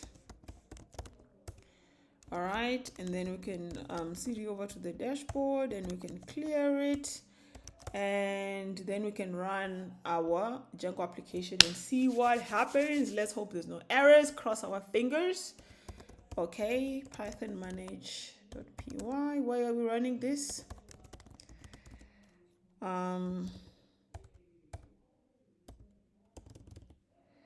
We're running it on 5,000. We opened port 5,000. Okay, no errors. Good. So then if we go back, remember where we had this on port 5,000? When we run this, if everything is okay, it should take us to the login page. Right? Let's see. There you go. There you go. We are now on the login page, and the login page is wired correctly. It can find the images, the HTML, the setup is just the way it should be. This is what I want to see, okay? Then I also want to see the register page. On the login page over there, I have a link to the register URL, this one. Create account. If you don't have an account, they can go to the register. So this is a login page. In case they didn't have an account, they could click on that don't have an account, and it will take them to the registration page. So this is the registration page, the sign up page. Okay, and on the sign up page, I think I wired that sign up button that if somebody clicks on it, it just takes them to the dashboard. Okay, for now we're not logging in anything, you know, so if someone like clicks this, it just takes them to the dashboard. Okay, it can't take us to the dashboard because it goes to the dashboard, and then I've got that login required route on the dashboard, and then it realizes I'm not logged in, and then it logs me out. Okay, so what I could do to check that the dashboard is doing well, I could log in. Okay, and I will log in using the admin panel. Remember, we created a super user the last time on the admin panel, so I'm going to log in with that super user. Okay, and if I log in, if I can remember my password correctly, let's log into the admin panel of our app. Okay, never. So now that we're here, this is our admin panel of our app. We are logged in. So if we go back here and we are logged in and everything is working properly, technically anonymous is required for the registration page. So we shouldn't be on the registration page. If we are logged in, we should be on the dashboard. So I'm going to refresh this and it will pick up that I'm logged in. So by the way, Django works, whether I log in on the admin side or whatever, it will remember on the browser that I'm logged in, okay? So if I now refresh this page, it should take me to the dashboard because I'm logged in. I shouldn't be on the admin panel if I'm logged in. And remember, we did set up the logout. So inside of the views, all right, where is it? Inside of our views, we have already done the route for the logout, okay? Technically, so we can test that that works, okay? And I think I've got it wired in here. So let's technically log out of here. And if we log out, it takes us back to the login, all right? And if we are logged out and we try to refresh this page, it's going to tell us, oopsies, you are logged out, okay? So I cannot actually refresh this when I'm logged out. So whether you log in on the admin or the user side, it does the exact same thing. So far, I'm happy. Everything works the Django way. I can log in on the admin side, but now I want to log in here, okay? So I'm going to do a quick login for this page, and I'm going to do it old school way, okay? All right, I'm going to do it old school, especially if you, yeah, I don't know. This is preference wise. Okay, so I'm going to close everything so I remember where I am. Save everything, okay? Just close everything so that we can open one thing at a time. All right? Authentication views. All right? So I need the view file open. That's the first file because I'm going to do the logic in here. Okay? Then what I need is the HTMLs for registration. Let's start with the registration, okay? Let us start with the registration. And I'm not going to do anything for the checkbox for now. I'm just going to go to log in. Don't have an account, create. So we're going to work on this page where a user will give you a username and a password. So technically we need 2 passwords for registration. All right, because we want to double check that the password is correct, okay? So I'm going to have 2 passwords. Agree to the terms and conditions. I'm going to leave that. All right. We'll do that now. We're not going to do that now. And so you have the password. This is the password over here. And then this is the username over there. And this is the form. All right. So we're going to basically wire this form. The first thing is I need to know where's the input. There you go. The input type text. For the username, all right, the placeholder is the username, and I'm going to change this username, and I'm going to call it email address, okay? So I want people to enter the email address. I don't want to have those username email, which confuses a whole lot of people. Then people forget what hell the username they used. I'm going to simplify things for people, and I'm going to say enter your email address, okay? And for the email address, I think we need to is this type email? Can you do that? Or you can use, there's a lot of things you can like use to make sure that they actually enter an email. And if you use Django email field, you don't have to worry about that. Django sorts it out for you. But because I'm doing this manually, you're gonna have to do this manually. But I want to skip it for now because that's not the point of this tutorial. Okay. Then I'm gonna say this is an email address, and then this is a type, and then I'm gonna give it a name. All right, I'm gonna give it a name is equals to email, and I'm gonna give it an ID is equals to email, so that I can identify it on the other side. Then I wanna call this enter password. All right, and then this is a type password. All right, I'm gonna call it name equals password 1 and ID equals password 1, right? And then the place there'll be there's an ID here already, so let's remove that ID so that we have only one ID, name and ID. And then once we've done that, we're going to replicate this, okay, so that the user can enter the password twice and we can confirm that the password is correct. Okay, so enter the password again. Okay, and to enter the password again, now this will be password 2, and then everything will be exactly the same, and then they'll agree to the terms and conditions, the checkbox. And I'm not going to do actually I'm going to input checkbox. We're going to put in the required. What are we doing there? Required. All right, so the person has to enter the checkbox in order for them to continue. And all of these as well, we're going to say required. All right, for password 2. For password 1, required. And the username as well, we're going to put in the required. Okay, so that they cannot submit the form without doing any of that. And then after we've done all of that, on the sign up over here, I think we've got an A. I need this to be a button. Okay, so I need this to be a button, and I'm just gonna copy this whole class over there so that it looks exactly the same. All right, so the type is going to be type submit. Okay, I don't need a name for it. I just need that class, which I'm going to paste over there, and then I don't need the URL anymore. Okay, so it's not, the button shouldn't be routing somebody, it should be submitting the form. And what was in there? Sign up. So we can just rewrite the sign up again on the button, and then they can be rerouted to the login page. All right, so basically this is the registration form. All right, so let me just remember what the variables are in here. I have email. All right, let me write it in my little booklet. I have email, I have password 1, and I have password 2. All right, and then once we've done that, we need the error messages. We need to display the error messages. Not even that, actually we need to display the app messages for now. Okay, these messages that we're going to be displaying, the messages from there, where are they? These messages. Okay, because I'm going to use messages a lot. Let me find a good space to display the messages. Let me see, join us here. Let's put it under the join us today. So underneath here, just before the form. Okay, actually we're not going to display it over there. We're going to display it inside of the form. It will be technically the same place. The user won't see the difference, but I think it's important to have it inside of the form. So I'm going to paste this from my nice notes.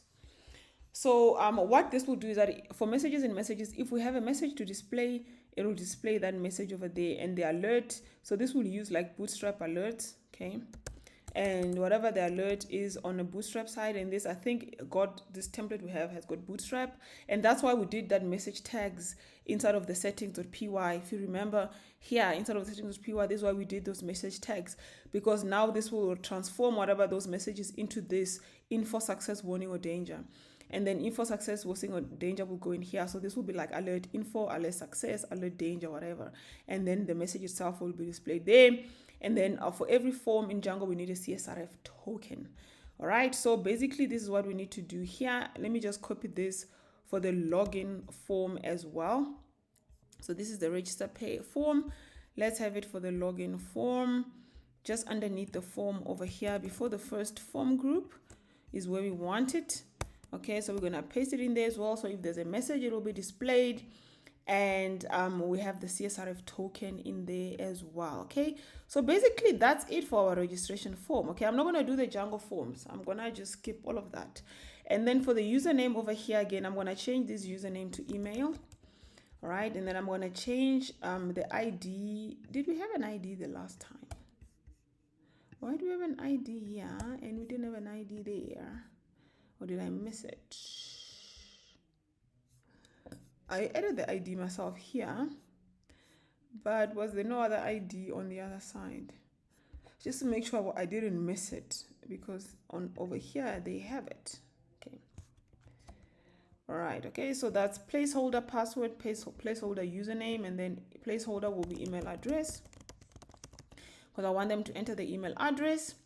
And then on the email over there, that's a form group. It's going to be email. It's going to be a text. We're going to call this name is going to be email, and ID is going to be email. All right.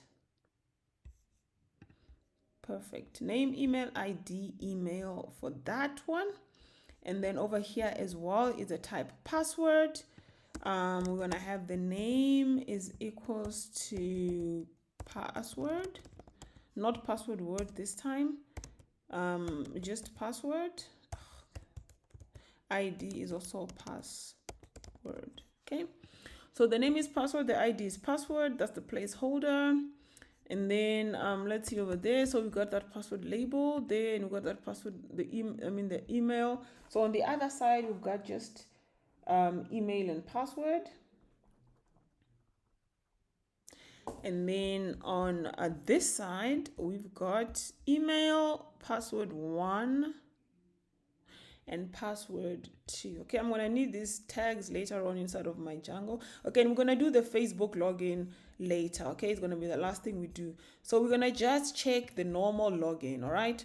So now the HTML is done. We're gonna go into the login. So let's start with the registration. Okay. So perhaps let the registration come before the login path. So because that's how we are coding it. Okay, we're gonna need to do the registration first, and then I'm gonna push all of this to the bottom so that I focus only on this registration. Okay, so for the registration, we're gonna have two types of requests. Okay, we're gonna have if request dot method is equals to post or get. We're gonna start with the get one. And you can have a look also at our documentation here on the Django thingy. And you'll see under the Django documentation, we've got the Django views. All right. And typical root forms is this one over there. So we need to, I'm actually going to just copy this for the get method. All right. So for the get method, I'm going to copy that. And then I don't have a form like that. So if request is method, we just do that. Okay, then actually we don't have to do that. We'll just assume that the default is get. So the only thing we have to actually look for is post. Okay, so if request dot, I love to copy. Yeah, so let's paste that.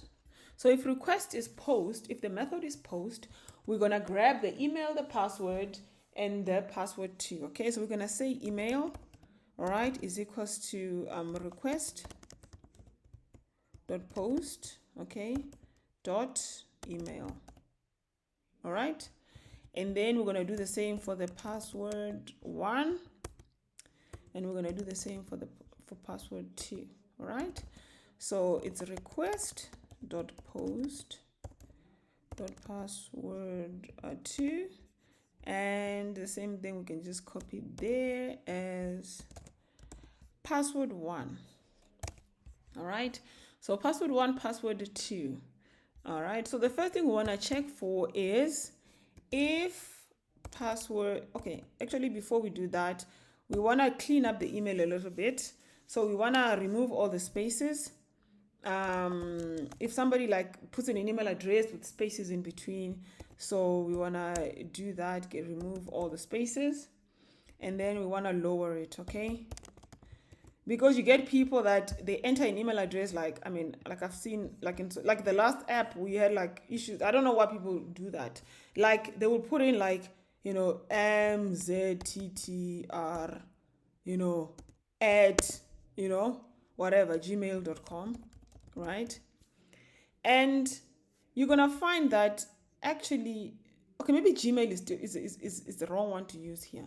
You know, maybe something like at I don't know, let me say scolo.com, right? And then when they log in, right? So let's say this is how they entered their email. When they log in, they will do this. They will do MDDR, you know, which like makes no sense. And so normally what I do is that I just lower everything, okay? And we enter the email that way because it doesn't matter. This is just how we're recording it in our system, especially if you're not sending them an email, you know, so that everything will be standardized. Because tomorrow when they come in and they enter it a different way, you know, in our database, it will always be stored in the lower form. So when we compare it, because in Python, if somebody entered like mddr at scolo.com, right? And then the next time they entered mddr at scolo.com, if you run a query, for when you're trying to log them in and they log in this way, when they register that way, the query will return that the user doesn't exist. And they can then recreate a different user with the same you know, email address technically, because Django is case sensitive, and then it's technically the same email address. And then when you're querying that user, you're gonna get an error because it's gonna like it's gonna return to both of them. So in some cases, so this to avoid these issues, I just do this. Then once I've done that, then you're gonna say if password one is not equals to password 2. Okay, so if it's not, okay, so you could do it like that. If not password 1, password 2, or you could take that not out of there and you could put it there. Okay, but the Pythonic way of writing it is like that. If not password 1 equals to password 2, so the passwords are not equal, right? We need to return an error message. Okay, and I'm gonna copy it from here so I get the syntax right. So if not password 1 equals to password 2, we're going to show an error message, right, that says passwords do not match, like that. And then we're gonna return redirect to register. All right, and then it will show them that error message, okay, if the passwords are not the same. Then after that, we're going to continue with creating the user. So basically, to create the user, we're going to say new user. All right, then we're going to create a user object, which we have imported at the top over here. All right, so it's that new user object, just making sure my imports are there. So we're going to say user.objects .create. All right, and we're going to create a new user with the username. All right, username equals to that email. All right, and the email address is also equals to that email address, and the password is equals to password 1, because now we know password 1 and password 2 are the same anyway.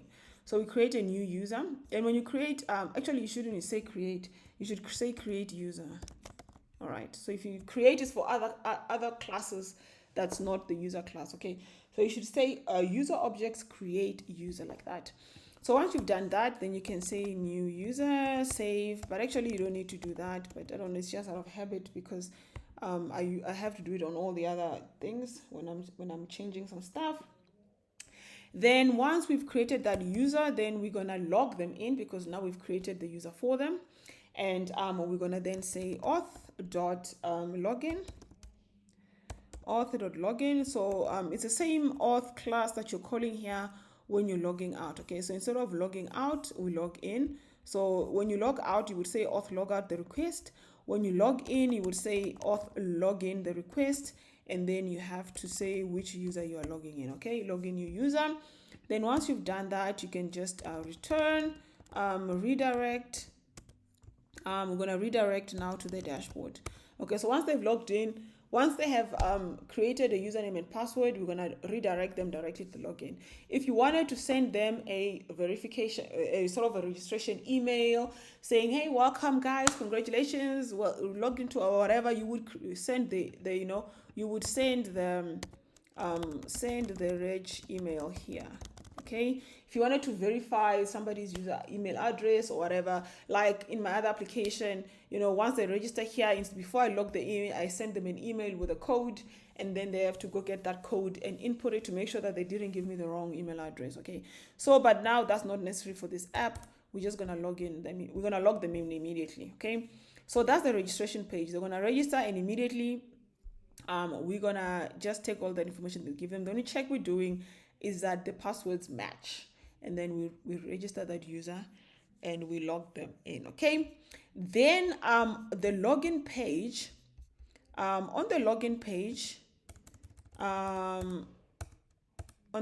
page, which is this one over there, we're gonna do something similar. Okay, so we're not gonna the get request, we're just gonna show the form, and then we're gonna start here if request method is equals to post.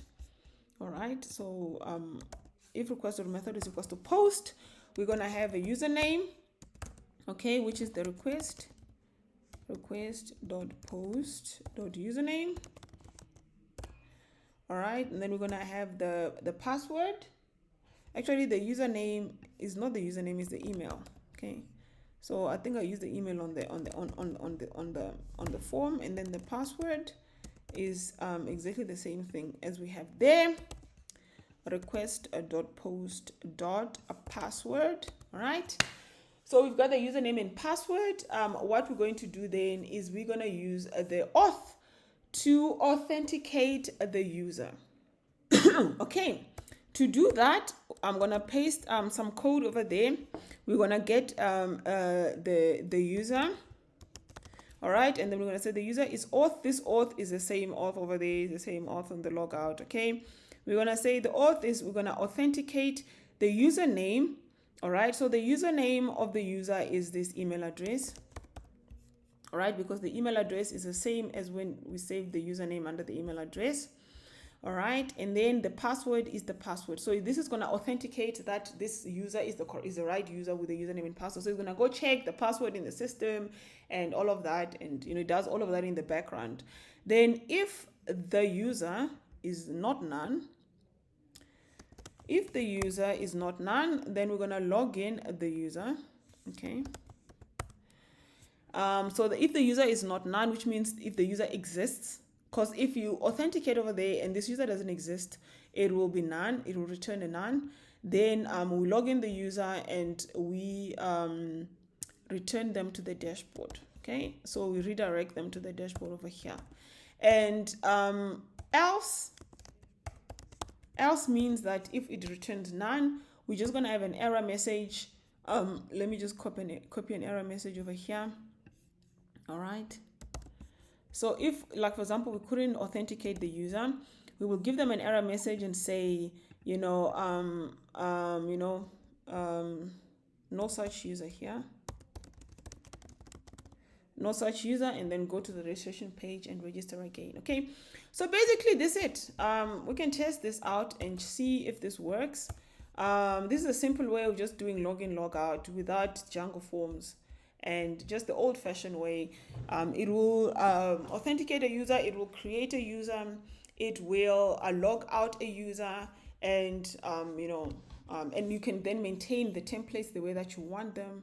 All right, and use the old-fashioned way of working with the templates. This is the only reason why I do this with the login and logout, and I only do this with the login and logout form. All the other forms, I always use the Django forms. Okay, so we're gonna, as usual, push our changes. Okay, and log out. Okay,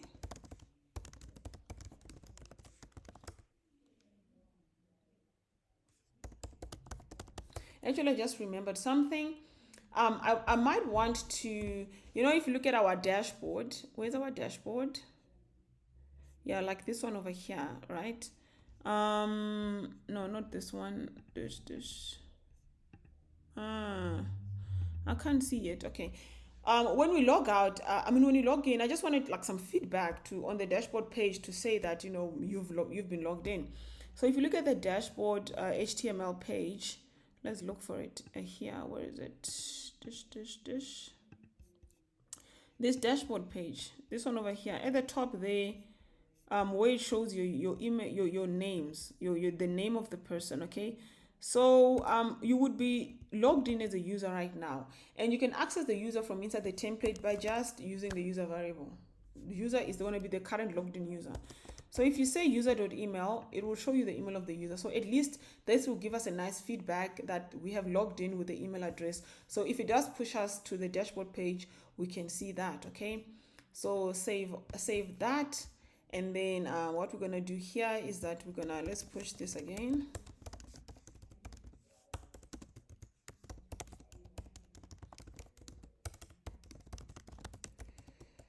Here's the email.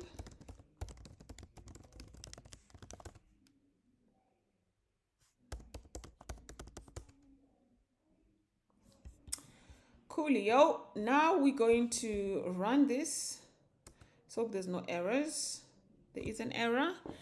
If the user is not 9 is an indent error. Okay, so let's just have a look here, see what's going on there.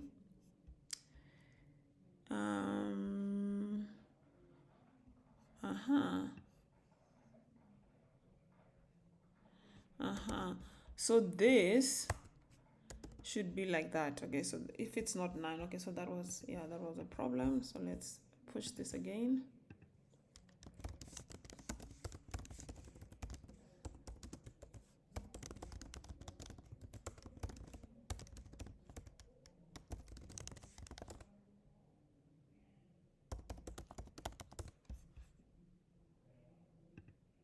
Right, it's gonna rerun the server this time. There's no error, it's good. Then what we're gonna do is not here, because let's go to where we're running our app.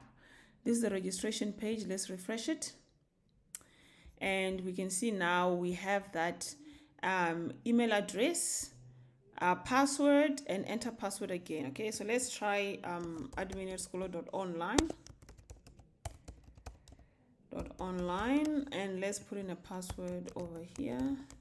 Let's put in like another password that doesn't match that password, and let's try to log in without agreeing to the terms.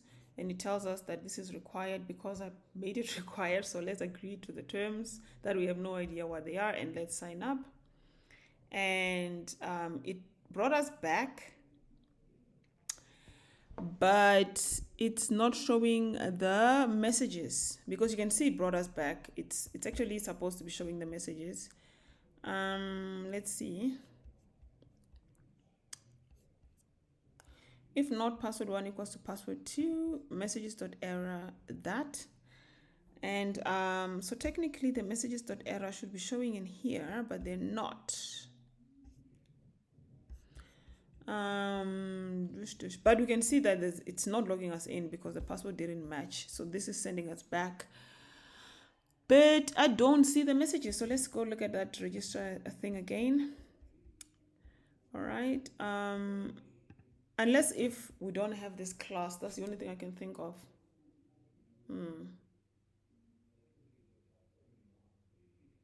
So what I'm going to do is, I'm going to just say message like that. Okay. All right. Let's just, put it like that. Strong.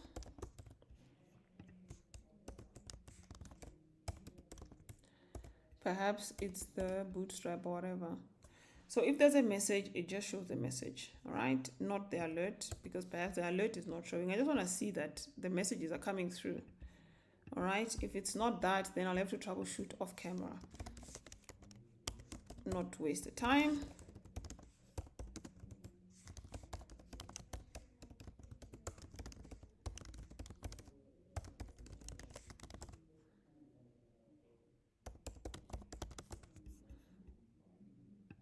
All right, so this then should restart. If it doesn't, you can just restart it manually, but I think it started anyway in the background.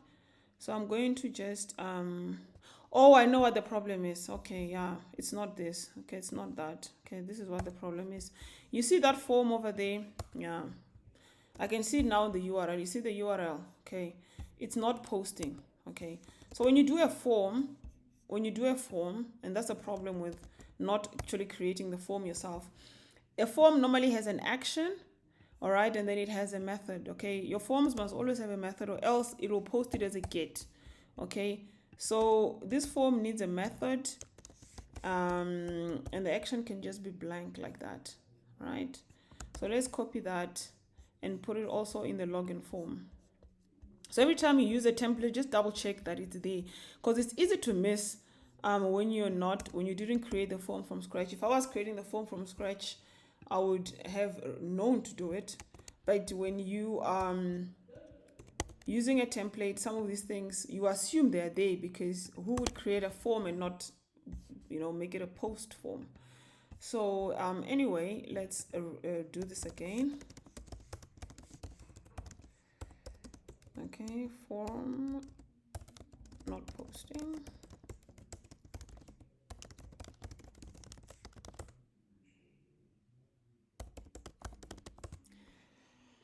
Right, okay, and then just double check that the buttons are also submit buttons, right, at the bottom here. The input, where's the bottom, the button, sign up, this is a button, is a type submit on the register page. On the login page, the button needs to be a button type submit as well. Where is it? Just Google create. Oh yeah, you see this. This also needs to, don't have an account. Where is it? Facebook login. Yeah, this also needs to be a button. So we also overlooked that. So this is a type submit button. All right, and then you don't need the name. You can just take that class over there and put it inside of the button, and then just put in login in the, yeah, because we're gonna have the same problem. So the buttons must be submit, they must be inside of the form must be a post request, and the action you can leave it blank. Inside of Django, it will always know where the action should be. Okay,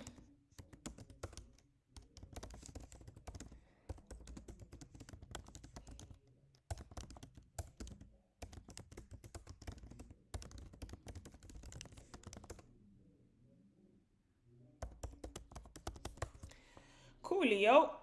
Then let's refresh this and make sure it is refreshed, and let us then just get rid of everything in there. And either way, it will take us back to the login page, but we want to be on the registration page because we want to create username and password. So let's try this again. All right, and enter a password, but like a wrong password that don't match, and accept that. There you go, passwords do not match. So it did go to the view function, and it didn't match, and it returned that error message that you see over there. Cool. Then now let us do it properly. Okay,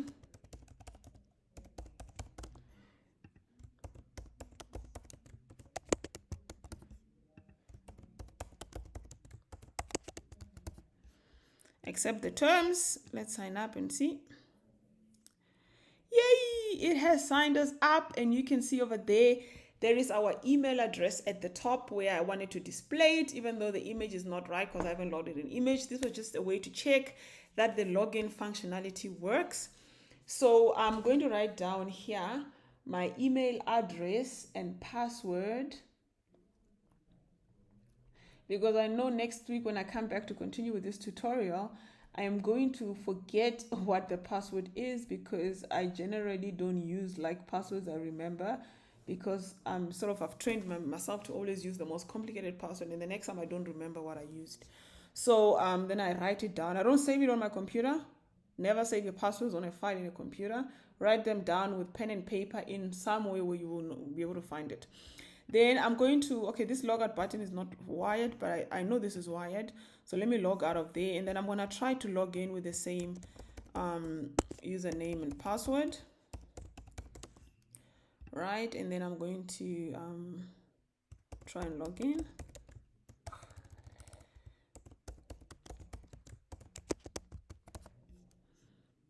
Okay, I didn't even say this was required. This is not required actually. Let's try logging in. There you go.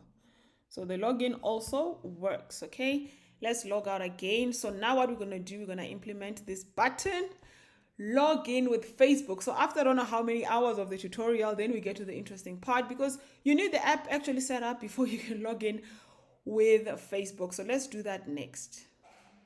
Okay, for the last part of the tutorial, we're going to be using a Django framework to enable social logins. By the way, there's multiple social logins you can enable with this package, but we're going to just do the Facebook one. But once we've done the Facebook one, you'll see that it's easier to incorporate the other ones, and maybe we'll do it in future tutorials.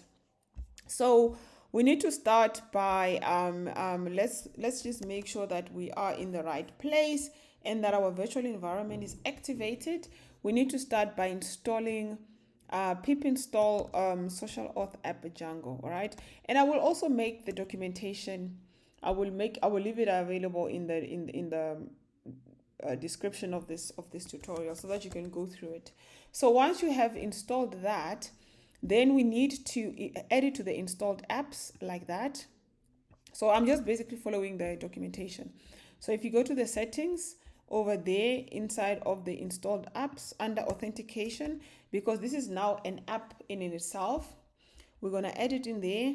And then we're going to add this as well to social storage, because we are using, oh no, we're not using Mongo engine, sorry. We don't need to add that. We need to migrate the database first. Okay, so before I can migrate the database, I need to make all these changes. But wait, before I do that, let me just copy this. I migrated at the end because I need to push the changes I've made on the other side. So I'm going to put all the social media stuff at the bottom here. Okay, so let's paste that in there. This is for Postgres JSON field. And then we must remember to run migrations. Okay, migrations, right? Then we need to then update our authentication backends. So these are all the backends that you can have for authentication in your application. So currently the default one is the normal model backend, but now we're gonna include all these other ones, and we're not gonna do all of them. We actually just need there's a Twitter, Google, OpenID. I think that's the Facebook one, right? So I'm just gonna copy these. I'm just gonna paste them at the top. Okay, no, after the installed apps, after the middleware, after the template, after the databases, languages, yeah, somewhere in here. Actually, you can just do it where we were trying to do it before. All right, so let's just put it there. And after we've done that, we're going to define our URLs for this. Okay, so we need to include that. So inside of our URLs, where we normally did all of our includes, let's find it, which is over there. We're just going to create and say this is the social URLs.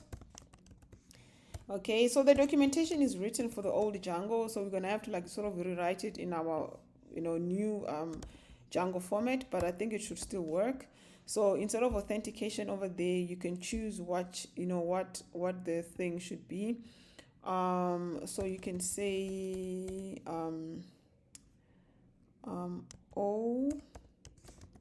auth like that, maybe. Then we're gonna put the social Django.urls. Right, so this is social Django.urls, not .urls, and inside over there you can have a namespace of social. All right, so inside of there you can have a namespace, and so you'll have social URLs and the namespace is social. Okay, hope this is correct because it's slightly different from the way it's written in the documentation. And then we're going to add this namespace inside of the settings.py. So somewhere next to this, over there somewhere, we're going to add that. All right, and then we can then start using it inside of the templates. But before we even start using it inside of the templates, we need to also include this template processes. So at the top where we've got our template processes, I can just search for it. Template processes, the processor backend and login redirect. So these two on top of the ones which are already existing. So just paste this as it is over there and add it to the bottom of this inside of the array. Okay, so inside of this array at the bottom of the list, just add it with the commas at the end. Then once you've done that, there's some other things they're talking about. I don't think we need that. Social pipeline. Oh yeah, this is for the JSON field support. Then we've already included that. Django admin. All right. So that's all we're gonna do. I think there's one more that I did that I have in here. Let me just double check my code. The middleware. Okay, so I just added the social exception middleware as well over and above all the other middleware. So just, yeah, if you need to add this line of code somewhere in there. Okay, then once you've done this, basically you should be good to go. Okay, so we followed the documentation as it's written. I'm doing this for the first time, so I'm just like you guys. I usually just implement this manually. I'm doing it with this library for the first time, but it should be just fine. So let's do git add what do we call it, social auth, right? And then git push origin master, and just make sure there's no errors. We need to run migrations. Okay, so when we are in the right directory, we're just going to do Python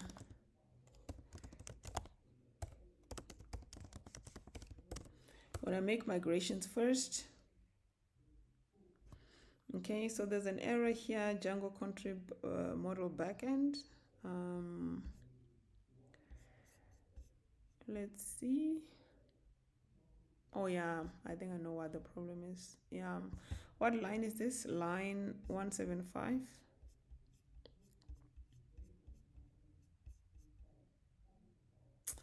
Yeah, it's this commas here. Okay. This is the social stuff. Right. Save that.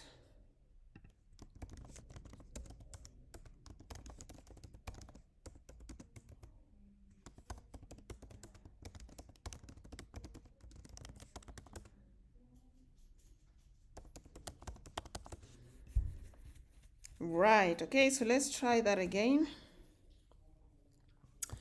Right, technically you shouldn't have to run make migrations, but I run it anyway because if there's an error with make migrations, I'm gonna have an error with migrate as well. So make migration also just does a check in the background, check everything is fine. You can see with these migrations, all the social stuff was implemented. Okay, so you need to run this first to just make sure that the social thing was installed correctly. So now that we've done this, we actually need these two things. All right, this Facebook key and Facebook secret that we need to get from Facebook so that we can implement the Facebook login. All right. And to get these, you need to go into the Facebook apps. And inside of the Facebook apps, the way you find this is, let me just start from scratch. It's developers.facebook.com. So developers.facebook.com will take you here, and you need to create a new app for Facebook. And they need to remove this damn WhatsApp API from their documentation because they know very well that we're not allowed to use it. They've got it here for select people that they've selected to use the API, and it takes you to a blank page. They must just flip and remove it from, because I get irritated every time I see it, and it's just so stupid. So then you go to my apps, And when you get to my apps, this is if you're logged into your Facebook account. You need to be logged into your Facebook account. Then you're gonna go to create a new app, okay? And I think they've changed this a little bit from the last time I did this. And to make it clearer, because in the past it wasn't very clear when you're creating an app, the permissions. Like you'd be trying to do Facebook login, and then they're taking you through like tons and tons of permission requests, and you're like, no, I just want people to log in with Facebook. And now I think they're clarifying all the things that require verification, okay? And what we want is just to authenticate users via Facebook. This shouldn't require business verification or hectic because it's just a login and it's publicly available information. Then so when you get here, we're gonna say business, all right, and then we're gonna say next, and then we're gonna say the business display name for this. What are we gonna call this? We can't call this Scolo. We already have an app called Scolo. I don't know. Let's say Django tutorial, Django login, all right? And then that's the contact, no business account needed. Let's create the app. Then I'm gonna have to put in my Facebook password, all right? And then it's gonna go and create the app for me. Okay, you need to do this before you can run anything on Facebook, okay? So then once we've done that, what we want is the Facebook login, okay? Not all of these other stuff, okay? I've done tutorials on some of these, the Graph API, Messenger, blah, blah, blah. Okay, so we're gonna do Facebook login, okay? And then you need to select web, okay? Then over here, you need to select the URL of your website, okay? Because we haven't set up the website hosted somewhere, and I hope this doesn't give me an error. I'm going to use localhost.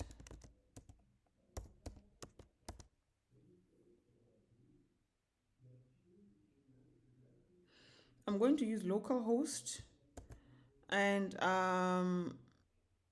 let's see, localhost port 5000. Okay. Continue. And then they're going to show you all of this stuff, which we don't need, the dish, because we're not going to do this the Django script way. Okay, back, we're done, okay? Then we're going to go to our settings.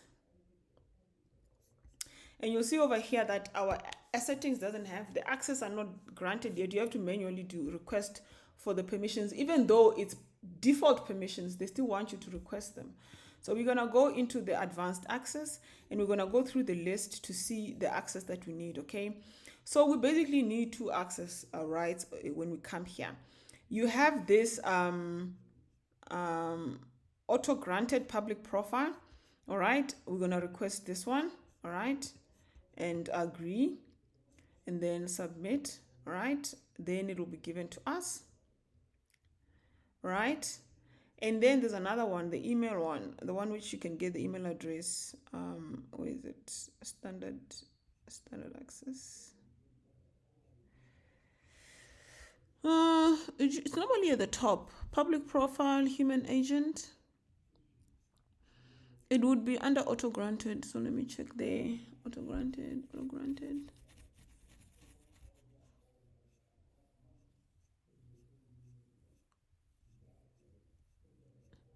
It shouldn't be so. Yeah, there you go. Email. Why is it so low on the thing? All right, so this is the one you want as well, the email, so that you can read the user email address, okay, and submit that. And then you're good to go for so this is also, you don't have to go through the formalized Facebook permission request for login for login requests. Then we're gonna, once we do that, then we need to get these Facebook key and Facebook secret, okay? And I must just remember where these are, okay? To get your app secret and key, you need to go to basically the settings panel of your app. So if you go into the settings and you go to basic, you'll see your app ID and your app secret over there. So you can just click show and it will show your app secret. Don't worry, I'll change it later. And you just basically copy that, and then you go back to your settings Django file, and then there where it says social auth Facebook key, you put in that app ID there, and then where it says social or secret, you put the one which is over there. Then once you're done with that, you're going to do social authentication field enable true. I think I had something else there. So it's deprecated and it was giving me an error. So you need to update this to social auth JSON field enabled. And then something else you've got to change is at the top over here. This documentation is actually wrong. So this documentation tells you to add these as your email backends. I mean your authentication backends, and they don't exist. This is wrong. So what you need to do for Facebook, all right? For Facebook, you need to say social core backends Facebook OAuth 2. All right. And I don't know why there's absolutely like no way you can find it online, because this is supposed to be the documentation for this framework, and it's not right. So if it's not here, where else would you find it? So I had to Google the internet and search for other people who have done it. Luckily, there's some code available that I found. And then this is the correct one for Facebook. And if you implement something else like Twitter login, Google login, you're going to have to include them appropriately. But for our app, we're only going to do Facebook for now. And then so you'll have your key, your secret, and then you have your login over there. And then you can just save and push the changes, which I've already done, and I've already tested that this works. But it actually doesn't work completely. And I'll tell you what the problem is. So if you go and do Python,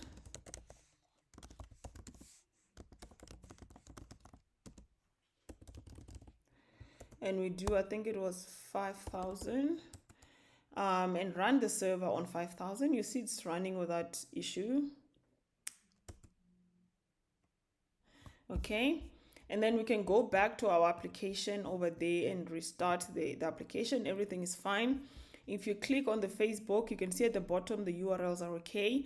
But if you click on it, it's going to say there that actually can't roll the URL, the domain of this URL isn't included in the app's domains, okay?